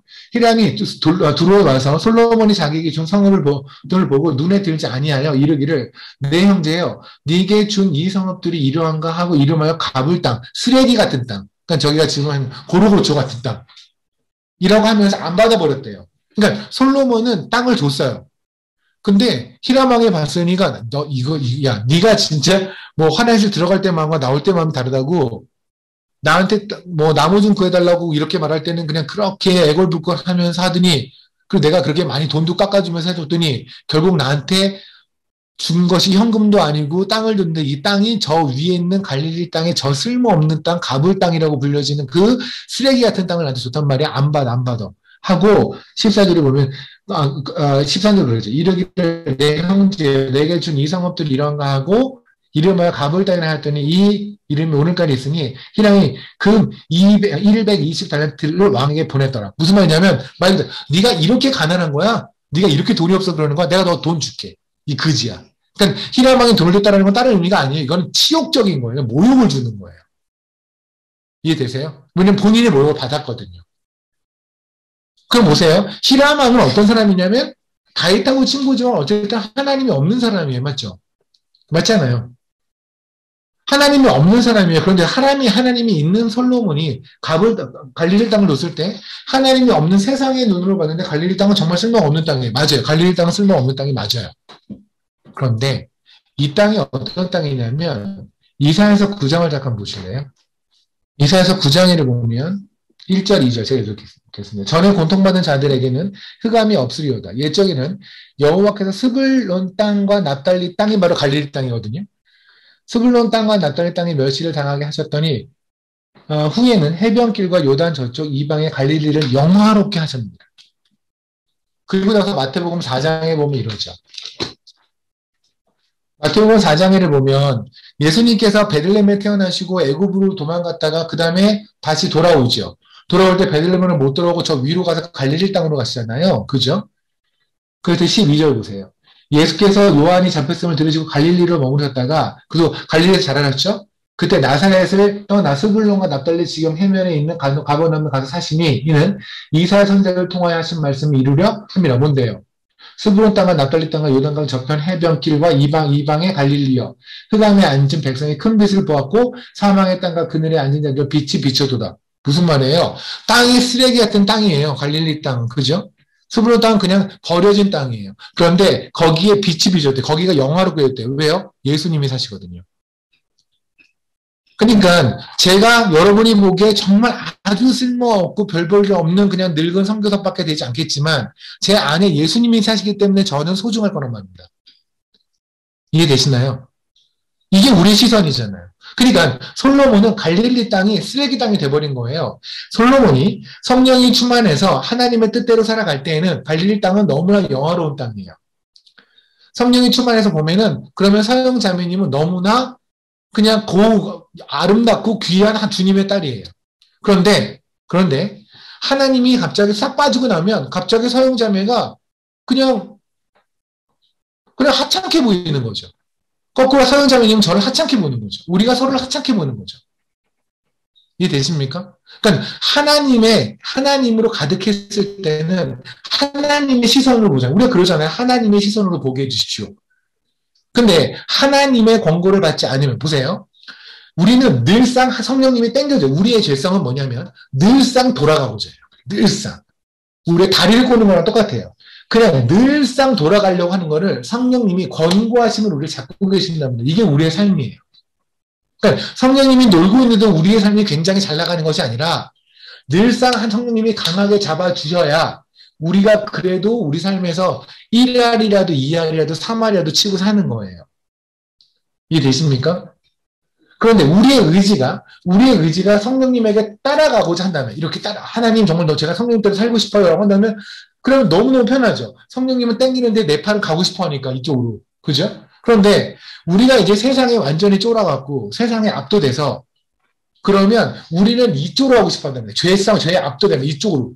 성령님이 겨우겨우 우리를 땡기시는 거죠. 이렇게 되면 어떻게 돼요? 우리 하나님의 권고를 못 듣는 거죠. 그죠? 이 상태인 거예요. 그러니까 솔로몬이 왜 권고를 안 들었겠어요?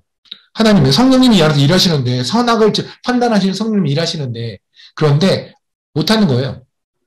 그럼 뭐가 돼요? 갈릴리 땅이 그냥 히람한테 줘버리는 쓰레기 땅 같이. 그죠? 그러니까 자기 눈에도 이 땅은 쓰레기 땅인 거죠. 그러니까 히람한테 제가 세상 사람한테 쓰레기로 보이는 건 맞단 말입니다. 근데 같이 믿는 사람한테는 제가 쓰레기로 보여서 안 된다고요. 이해되십니까? 제가 세상에서 하찮은 존재는 맞아요.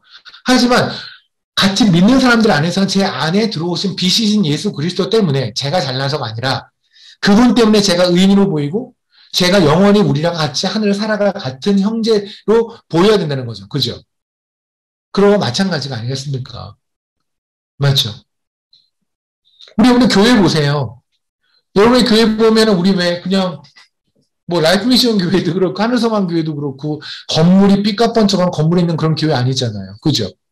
그러니까 세상에서 보면 상가 건물 2층, 4층에 있는 그냥 조그마한 교회예요. 그런데 하나님이 가득한 사람들이 들어가 보면 그 안에는 하나님의 영이 가득하고요. 하나님의 사랑과 하나님의 은혜가 가득한 곳이란 말입니다. 이해되십니까? 그 뒤집어 가서 하나님의 은혜가 빠져버리면 성령님이 빠져버리면 하나님 성령의 권고를 듣지 않으면 그러면 교회가 건물로 보이는 거예요. 그 안에서 하나님의 은혜가 발견되지 않고 하나님의 사랑이 발견되지 않는 거죠. 하고 마찬가지 얘기예요. 그러니까 솔로몬의 상태가 어떤 거냐면 지금 성령님의 권고를 듣지 않는 상태. 세상의 눈과 똑같이 바라보는 거죠. 세상이 돈을 바라보는 것과 세상이 나를 바라보는 것과 세상의 무엇을 바라보는 것과 세상의 내 지체를 바라보는 것과 똑같은 눈으로 내가 바라보고 있다면 나는 지금 성령과 굉장히 거리가 있는 하나님의 권고를 듣지 않는 그죠? 미련한 자가 권고를 듣지 않는 것 같은 삶을 지금 살고 있는 거겠죠. 내 삶이. 그런데 문제는 우리의 삶이 대체로 이렇다는 거예요. 어쩔까요? 우리 삶이 대체로 아까 제가 그랬잖아요. 지혜자가 권고를 한다는 건 뭐냐면 우리의 삶이 대체로 그런다는 걸 아시기 때문에 성령님은 우리를 계속 뜯어 고치신다고 말씀을 드렸잖아요. 그러니까 솔로몬이 지금 열왕기상 9장에서 지은 죄는 그만 지은 죄가 아니라 그가 한 번만 지은 죄도 아니고 그도 평생 동안 걸쳐서 지은 죄일 것이고 저희도 평생 동안 걸쳐 지는 죄고 지금도 짓고 있는 죄잖아요. 그죠? 그렇잖아요.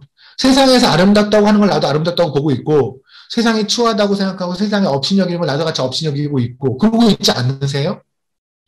그러고 있잖아요. 그러고 있지 않은 적도 있지만 그러고 있는 경우도 되게 많잖아요. 그럼 우리의 삶이 대체로 세상의 시선과 연합한 삶으로 우리 살아가는 게 얼마나 많은데, 그게 우리의 상태, 거기서 끝나버리면 안 되죠. 이때 성령님은 우리를 또 권고하신단 말입니다. 이 성령님의 권고를 듣는 것이 바로 진짜 지혜가 있는 자예요. 다시 말하면 죄를 졌을 때, 하나님과 떨어졌을 때 하나님이 우리를 땡기시는 그 손을 느끼는 것. 이게 진짜 지혜자가는 권고를 듣는다라는 이 말씀일 거라고 생각됩니다. 무슨 말씀이냐면, 보세요. 솔로몬이요. 이렇게 사고를 막 쳤잖아요. 근데 제가 이제 아가서에서 한번 좀 정리를 했는데, 솔로몬이 BC요. 931년에 죽어요. 931년에 솔로몬이 죽게 되거든요. 근데 931년에 죽는데 마지막으로 솔로몬이 하나님께 하나 두드려 맞은 게 언제냐면 938년이에요. 르손이라고 하는 사람이 갑자기 전쟁을 일으켜요. 전쟁을 일으켜서 솔로몬 대적을 하거든요. 그때 하나님이 뭐랬냐면 솔로몬이 말을 안 들어서 왜 열왕기상 11장에 보면 아까 솔로몬이 말 안 들었다고 말씀 나왔잖아요. 그죠? 9절에 솔로몬이 말 안 들었다. 그리고 나서 14절에 보면 여호와께서 에돔 사람 하닷을 일으켜서 솔로몬을 대적하게 하셨다라고 말씀이 나오고요. 그 다음에 하닷 다음에 나온 게 뭐냐면 르손이라는 사람이 또 등장을 해요. 23절에 보면 하나님이 또 엘라야다의 아들 르손을 일으켜서 대적하게 하셨다. 보이시나요? 그러니까 지금 솔로몬이 하나님 말을 안 들으니까 하나님께서 하닷이라는 사람하고 일으켜서 솔로몬 싸우게 만들고 르손을 일으켜서 싸우게 만들면서 솔로몬한테 너 지금 잘못 가고 있어요. 경고 주셨단 말입니다. 근데 이 르손이라는 사람에 관한 이야기가 역사책에 적혀 있어요. 성경에는 연도까지 안 나오잖아요. 근데 역사서에 적혀 있는데 이 역사서에 적힌 연도 938년이에요. 그러니까 솔로몬이 죽기 7년 전에 일어났던 일이에요. 그러니까 아주 긍정적으로 생각했을 때 솔로몬이 정신을 차리는 무렵은 언제냐면 죽기 7년 전. 그러니까 솔로몬이 굉장히 40년을 집권을 했거든요. 40년을 집권하면서 좋았던 시기가 있고 안 좋았던 시기는 안 좋았던 시기도 꽤 길었거든요. 꽤 안 좋았던 길었던 시기가 종점을 찍고 다시 하나님 앞에 엎드린 시기가 있어요. 그렇지 않아요? 그 엎드린 시기에서 쓴 게 아가서일 거고 전도서일 거고 잠언서 아니겠습니까? 하나님께서 회개하고 돌아온 탕자에게 하나님께서 하나님의 말씀을 얹어 주셨겠죠. 내 걸 쓰라고. 그죠? 그러면 솔로몬이 회개하고 돌아왔던 시점은 언제냐면 BC 938년에서 931년 사이에. 그러니까 그냥 긍정적으로 생각하면 르손한테 두드려 맞고 르손하고 싸우고 나서 바로 정신 차렸으면 938년. 그죠? 그때부터 죽기가 931년까지면 7년 차이. 요때까지가 솔로몬이 정신 차리고 살았던 시기라고 생각한다면 오죽하면 아가서에서 본인을 자기가 사탄이라고 말을 하겠어요. 자기가 얼마나 회개하고 돌아왔으면 사탄 같은 짓 했다는 걸 인정하는 거잖아요. 맞죠? 그러면 이제 잘 보세요. 솔로몬이 마지막에 돌아온 상태, 그 상태에 있었을 때 그거가 같은 인물이 누굴 거냐면 이게 누구냐면 열왕기상 4장을 보시면 열왕기상 4장을 보면 31절도 읽게요. 그는 모든 사람보다 지혜로워서 에스라 사람 에단과 마올의 아들 에헤만과 갈보가 다르다보다 나음으로 그의 이름이 사방 모든 나라에 들렸더라. 근데 사실 우리가 솔로몬의 지혜, 솔로몬이 굉장히 뛰어났다는 얘기를 지금 하나님이 총평으로 하시는 거잖아요. 맞죠? 총평으로 하시는 거예요. 그러면 이 사람이 뛰어났다고 한다면 이 사람을 하고 비교할 만한, 솔로몬하고 비교할 만한 사람이라고 한다면 성경에서 뭔가 드러날 만한 사람, 다윗처럼 뭐 그죠? 뭐 이렇게 뭔가 좀 드러나는 사람하고 비교를 하셨어야지 뭔가 좀 맞지 않나요? 그 너도 모르고 나도 모르는 사람이에요. 누구냐면 에스라 사람 에단하고 마올 사람 헤만이래요. 그러니까 저희가 그러잖아요. 만약에 제가 어떤 사람한테 만약에 승민이한테 얘기를 하는 거예요. 승민이는 테러기를 몰라요. 제가 승민이는 테러기를 모르는데 제가 그런 거예요. 야 승민아, 넌 진짜 테러기만큼은 괜찮다. 이러면 아무런 의미가 없잖아요. 그걸 듣고 승민이가 막 기분 좋아하면 그것도 이상한 거죠. 테러기를 알아야죠. 그죠? 그러니까 솔로몬이 대박 괜찮은 사람인데 대박 괜찮은 솔로몬하고 이 사람이 얼마만큼이나 괜찮았냐면 하면서 비교한 사람이 에단하고 헤만이래요. 근데 에단하고 헤만이 우리는 모른단 말이죠. 갈고리가 다르다도 모른다는 거죠. 근데 이 사람들이 어디 등장하냐면 시편에 등장해요. 딱 한 번씩 등장을 하거든요. 시편을 한번 볼게요. 88편. 근데 잘 보세요. 솔로몬을 하나님께서 솔로몬의 지혜가 대단했다라고 칭찬하시는 거예요. 그죠? 지혜가 있었던 자라는 거예요. 솔로몬은 지혜가 있던 자라고 말씀하시는 거예요. 그 비교 대상이 에단이라는 사람과 해만이에요. 그죠? 그 시편에 적혀 있는 에단과 해만이 쓴 글이 있어요. 그거를 내용을 보면은 왜 솔로몬을 이들하고 비교했는지 알겠다. 그죠? 그럼 거기 내용을 어떻게 예상할 수 있을까요? 아마 이렇게 예상하지 않을까요? 해만이라는 사람이나 에단이라는 사람은 거기서 하나님을 어마어마하게 찬양하고, 그죠? 하나님의 섬세한 하나님의 그 속속들이까지 하나님의 속성을 다 이해하고, 세상을 뭔가 관통하는 통찰력이 있고, 그런 분별력이 있고, 그죠? 뭐 이런 어떤 시편에 있는 글이 딱 있다면, 이렇게 대단했던, 이렇게 통찰력을 가지고 있던, 이런 분별을 가지고 있는 에단이나 해만보다 솔로몬이 더 나았다는 얘기구나, 라고 이해하면 되겠죠. 그죠? 그런데 막상 보면 너무나 아니에요. 시편 88편을 보면 이 해만의 글은요. 이거는 예전 초대교회 때는요.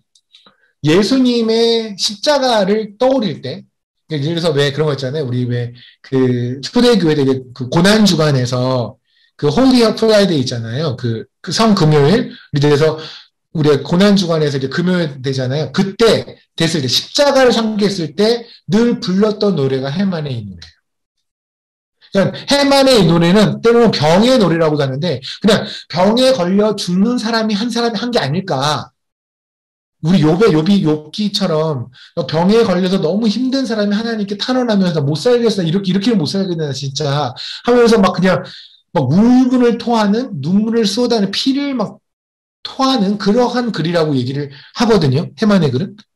그래서 오죽하면 보통의 시편은 어떻게 끝나냐면 다 그러죠. 내가 되게 잘못했고 내가 이러지만 그럼에도 불구하고 하나님이 나를 이렇게 잡아주실 거예요. 뭐 이렇게 나오잖아요. 그죠?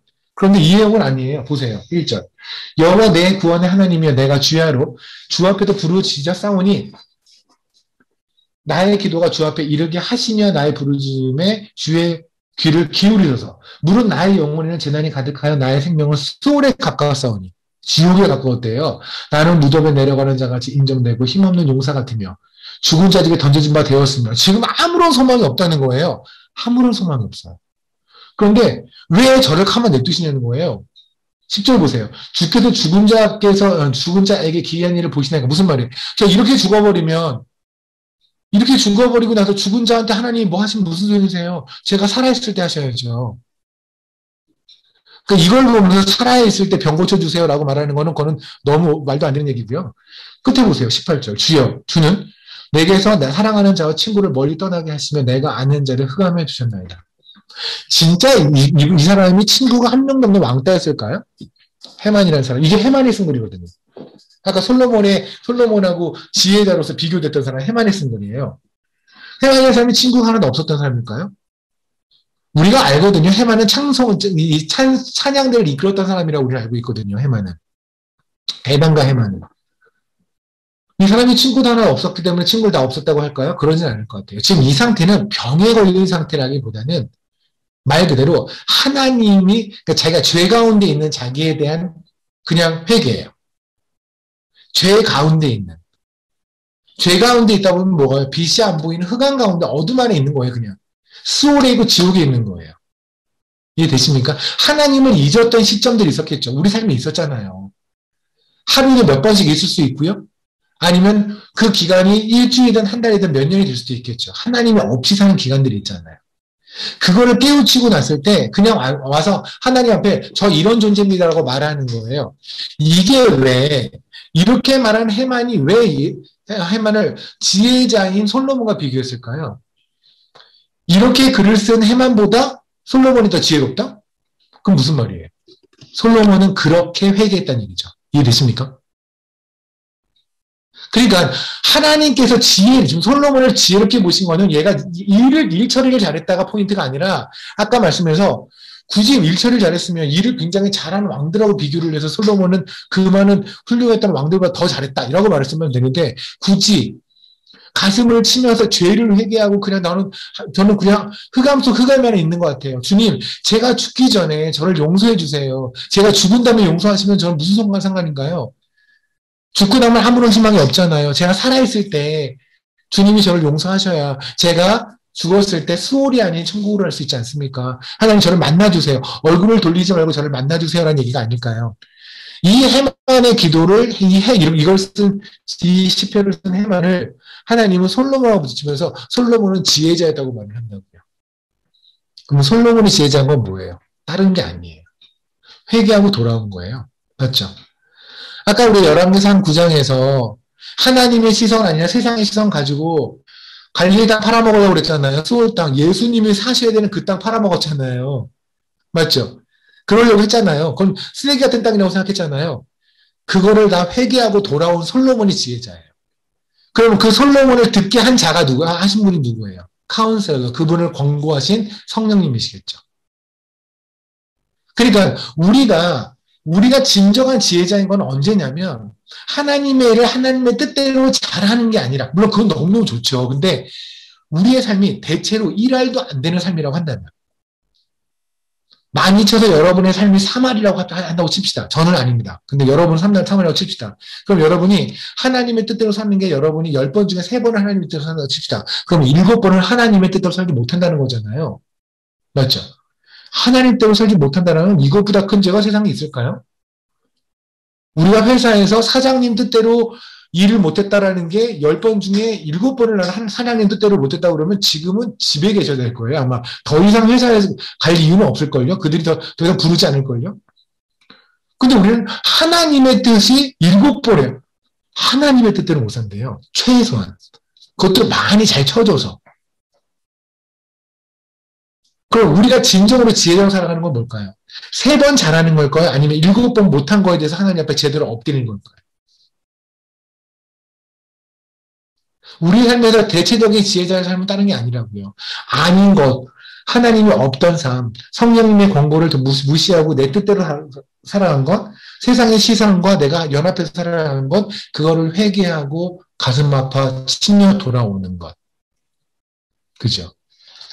89장을 볼게요. 시편 89편입니다.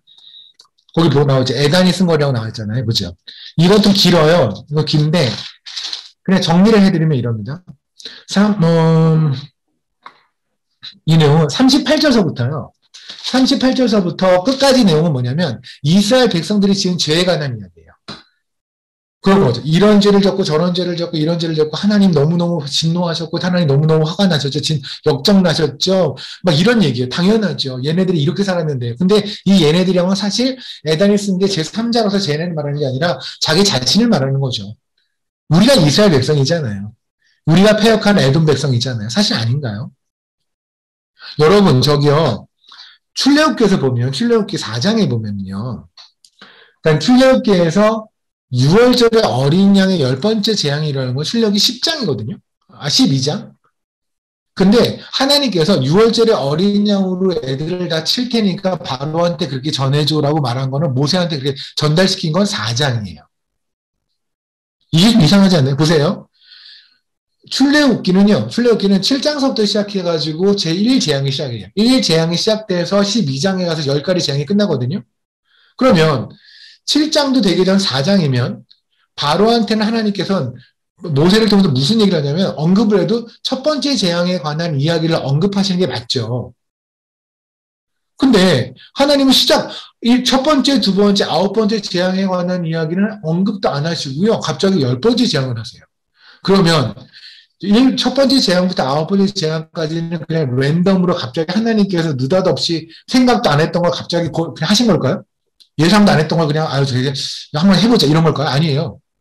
하나님은 바로가 첫 번째부터 끝까지 9번째까지 안 들을 걸 아세요.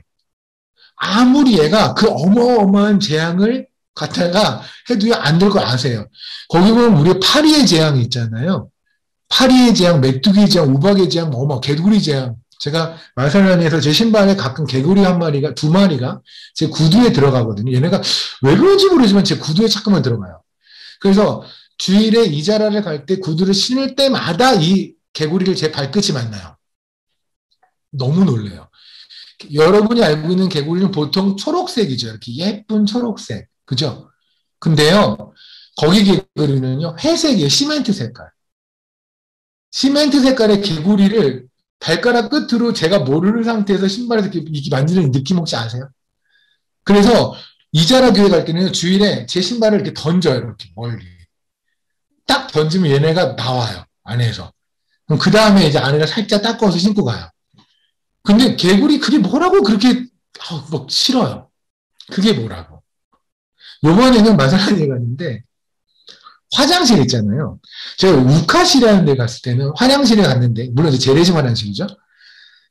그러니까 제가 갔던 화장실에서 가장 끔찍했던 화장실이 우카시예요. 제가 아프리카에서 화장실이 얼마나 대단들 하겠습니까? 근데 그 중에서 거의 진짜 최고의 월스트를 꼭 뽑아라 그러면 우카시아 화장실이었는데 이 화장실은 다른 것보다 위에 앉아 있는데 느낌 그런 거죠. 누군가가 날 쳐다보는 느낌. 그런 게 있어요. 사람은 느낌 감이라는 게 누군가 날 쳐다보는데 왜 날 쳐다보지? 라는 생각인데 화장실 안에서 누가 날 쳐다보겠어요? 화장실 날 쳐다보는 사람은 유일하게 없죠. 위를 쳐다봤더니 박쥐가 3마리가 이렇게 쳐다보고 있는 거야, 저를. 근데 얘네가 또 웃긴 게 제 눈빛을 보자마자 제가 눈빛이 좀 날카로웠나 봐요. 걔네가 갑자기 가만히 있으면 좋은데 얘네가 날아가는데 또 이게 얘네가 그냥 위로 이렇게 안 날아가고 이게 또 저공 비행했다 이렇게 가거든요. 근데 3마리가 머리를 다다닥 하고 치고 돌아가는데 이 기분이 영 그랬어요. 근데 요번에 마사라니에서는 최고를 경험했어요. 뭐냐면 화장실 안 있죠. 그 위 말고 밑에. 앉았는데 아래에서 나온 거예요. 아래에서. 그러니까 제 엉덩이를 건드리고. 이게 상상이 되나요? 저 진짜 이제 화장실 못 가겠더라고요. 진짜, 이거 아니다. 난 못하겠다. 난 진짜, 내가 순교를 할 수 있는데, 이 화장실을 못 쓰겠다. 그래서 오죽하면 화장실 갈 때마다 빛으로 계속 비춰보는 거예요. 후레쉬를 갖고 계속 비춰서, 박쥐가 빛을 싫어하니까, 박쥐가 나올 때까지 기다리는 거예요, 이렇게. 그럴 때 불구하고 안 나와. 그럼 얘가, 혹시 있는데 안 나오는 거 아니야? 라는 생각에 또 다시, 그냥 포기하고. 그래갖고, 그냥 그랬어요. 생각해보세요. 개구리 2마리에도 제가 그랬어요. 박쥐 1마리, 2마리, 3마리도 그랬어요. 개구리 재앙이에요. 팔이 재앙이면 뭔지 아세요? 개구리가 여러분의 침상에 가득한 거예요.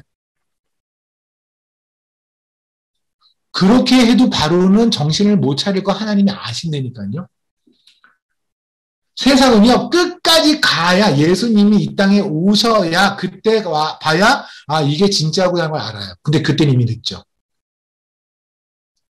하나님의 영이 임하고 하나님이 선택한 백성이 아니면 히브리 백성이 아니면 안 된다는 얘기예요. 그래서 주님은 하나님 뭐냐면 첫 번째, 9번째 제약을 언급을 안 하세요. 애초에. 어차피 얘는 그걸 말 안 들을 거니까. 결국에 마지막 제약으로 말을 들 때 이거 말을 듣는 건 뭐냐면 얘가 구원을 받는다가 아니라 마지막 재앙이 임했을 때는 끝나는 거죠. 그게 장자예요. 그죠? 근데 보세요. 사실 장자는 다 죽었어야 돼요. 맞죠? 다 죽었어야 돼요. 히브리인도 그리고 애굽인도 다 죽었어야 돼요.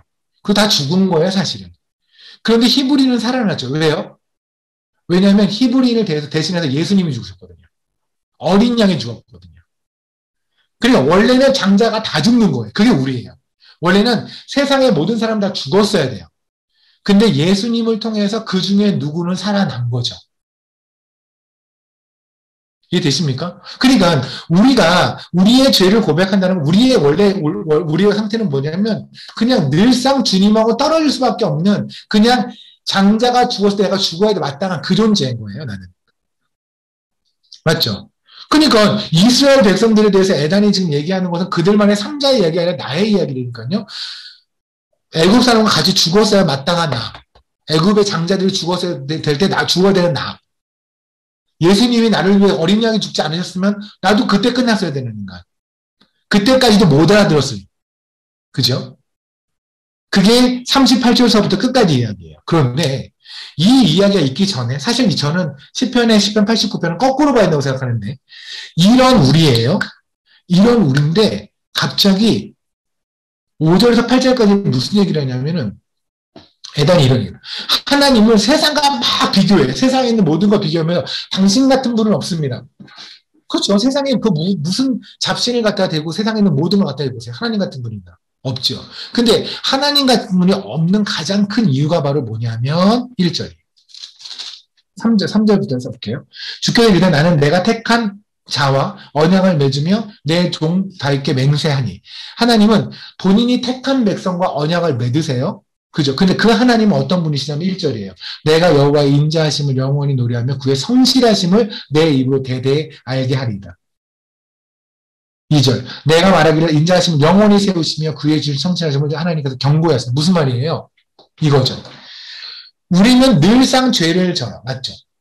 우리는 늘상 죄를 져요. 그런데 하나님은 우리를 택하신 하나님은 세상과 비교할 수 없는 하나님이세요. 근데 그 세상과 비교할 수 있는 하나님 중에 그것 중에 그 가장 뛰어난 성품이 바로 뭐냐면 그분의 인자하심과 그분의 성실하심이에요.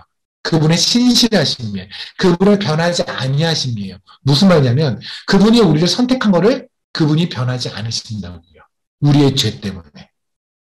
내가 죄를 졌다는 것 때문에 하나님이 아이고 네가 죄를 졌으니까 버릴게 라고 하시지 않는다고요.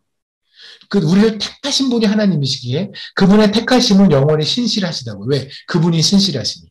아멘. 이거를 아는 자가 바로 누구냐면 에단이에요.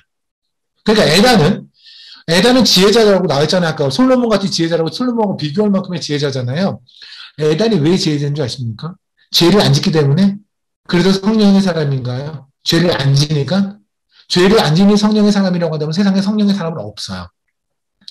에단이 왜 성령의 사람이냐면, 왜 지혜로운 자냐면, 그는 죄를 짓지만 이 죄보다 크신 하나님의 은혜를 알아요. 이게 에단이에요.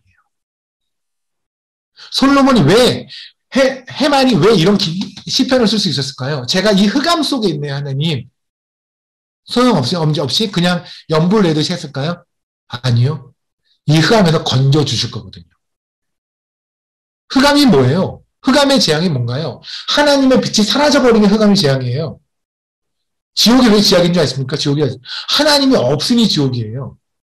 지금 해만이 말하는 게 내가 왜 수월에 있는 것처럼 느끼는 게 하나님의 빛이 하나님이 사라진 내 삶, 하나님을 버려버린 내 삶을 보니 난 지옥이에요. 하나님 어떻게 하죠? 하고 끝났는데 여기서 끝내지 않을 하나님이시죠. 사실 해만의 시편은 18절로 내가 흑암 안에 있나이다라고 끝나지만 사실 19절은 뭐예요? 그래서 내가 너를 건졌다가 되겠죠. 그걸 알기 때문에 해만이 이렇게 고백을 하는 거죠. 그게 솔로몬이 엎드린 이유고요. 그것이 에단이 엎드린 이유고요. 왜? 하나님은 그분의 인자심과 성실하심이 끝이 없으시거든요. 아멘. 정리할게요. 우리가 하나님의 영이 임한 자들이에요. 성령이 임한 자예요. 성령의 임한 자는 어떻게 살아가는 걸까요? 하나님의 뜻대로 살아가는 거죠. 근데 하나님의 하나님의 뜻을 잘 모르겠다는 겁니다. 저는 모르겠습니다만 저는 일단 그렇습니다. 저는 제가 하나님의 뜻을 참 모릅니다. 그리고 하나님의 뜻대로 살아간 경우도 있겠죠. 용기 내서 목숨 걸고 한 경우도 있겠죠. 그런데 아닌 경우가 너무나 많다라는 거예요. 너무나 많은 죄를 졌고요. 죄를 짓고 있고요. 지금도, 오늘도. 저는 그러니 하나님이 이끄시는 삶이라고 한다면 저는 도저히 그렇게 말할 자격이 없어요. 여러분 어떤지 모르겠습니다. 근데 우리가 이렇다는 걸 하나님 아세요. 그래서 우리를 끝까지 권고하세요. 카운셀러로서 우리를 카운셀링 하세요. 근데 하나님 우리를 지혜자라고 말씀하시는 건 다른 것이 아니라 이 권고를 듣고 엎드리는 것. 그리고 그 크신 하나님 뒤에 다시 숨는 것. 내가 갈 곳이 없네요. 제가 갈 곳이 없네요. 제가 갈 곳이 있는 줄 알고 탕자처럼 튀어나왔어요. 아빠 품 떠나면 막 살 때가 있는 줄 알았어요. 근데 가보니 아무것도 없네요. 아버지밖에 없어요. 라고 돌아오는 거. 이때 하나님이 이렇게 말하세요. 너는 나의 권고를 들은 지혜로운 자다. 아멘. 우리가 지혜로운 자가 되는 것은 다른 게 아니라고 저는 믿습니다. 우리 삶에서 3할 동안 이하를 치는 동안 하나님의 뜻을 때때로 살아가는 것, 그것도 지혜로운 자겠죠. 그런데 진짜 어찌 보면 더 많은 시간, 대부분의 시간에 하나님의 뜻을 따라가지 못하고 살아가는 자라고 한다면 진짜 지혜로운 자, 오늘도 하나님을 떠났던 부분에 대해서 인정하고 하나님 앞에 엎드리는 것, 그리고 그 하나님 우리를 다시 품어 안아준다는 걸 믿는 것.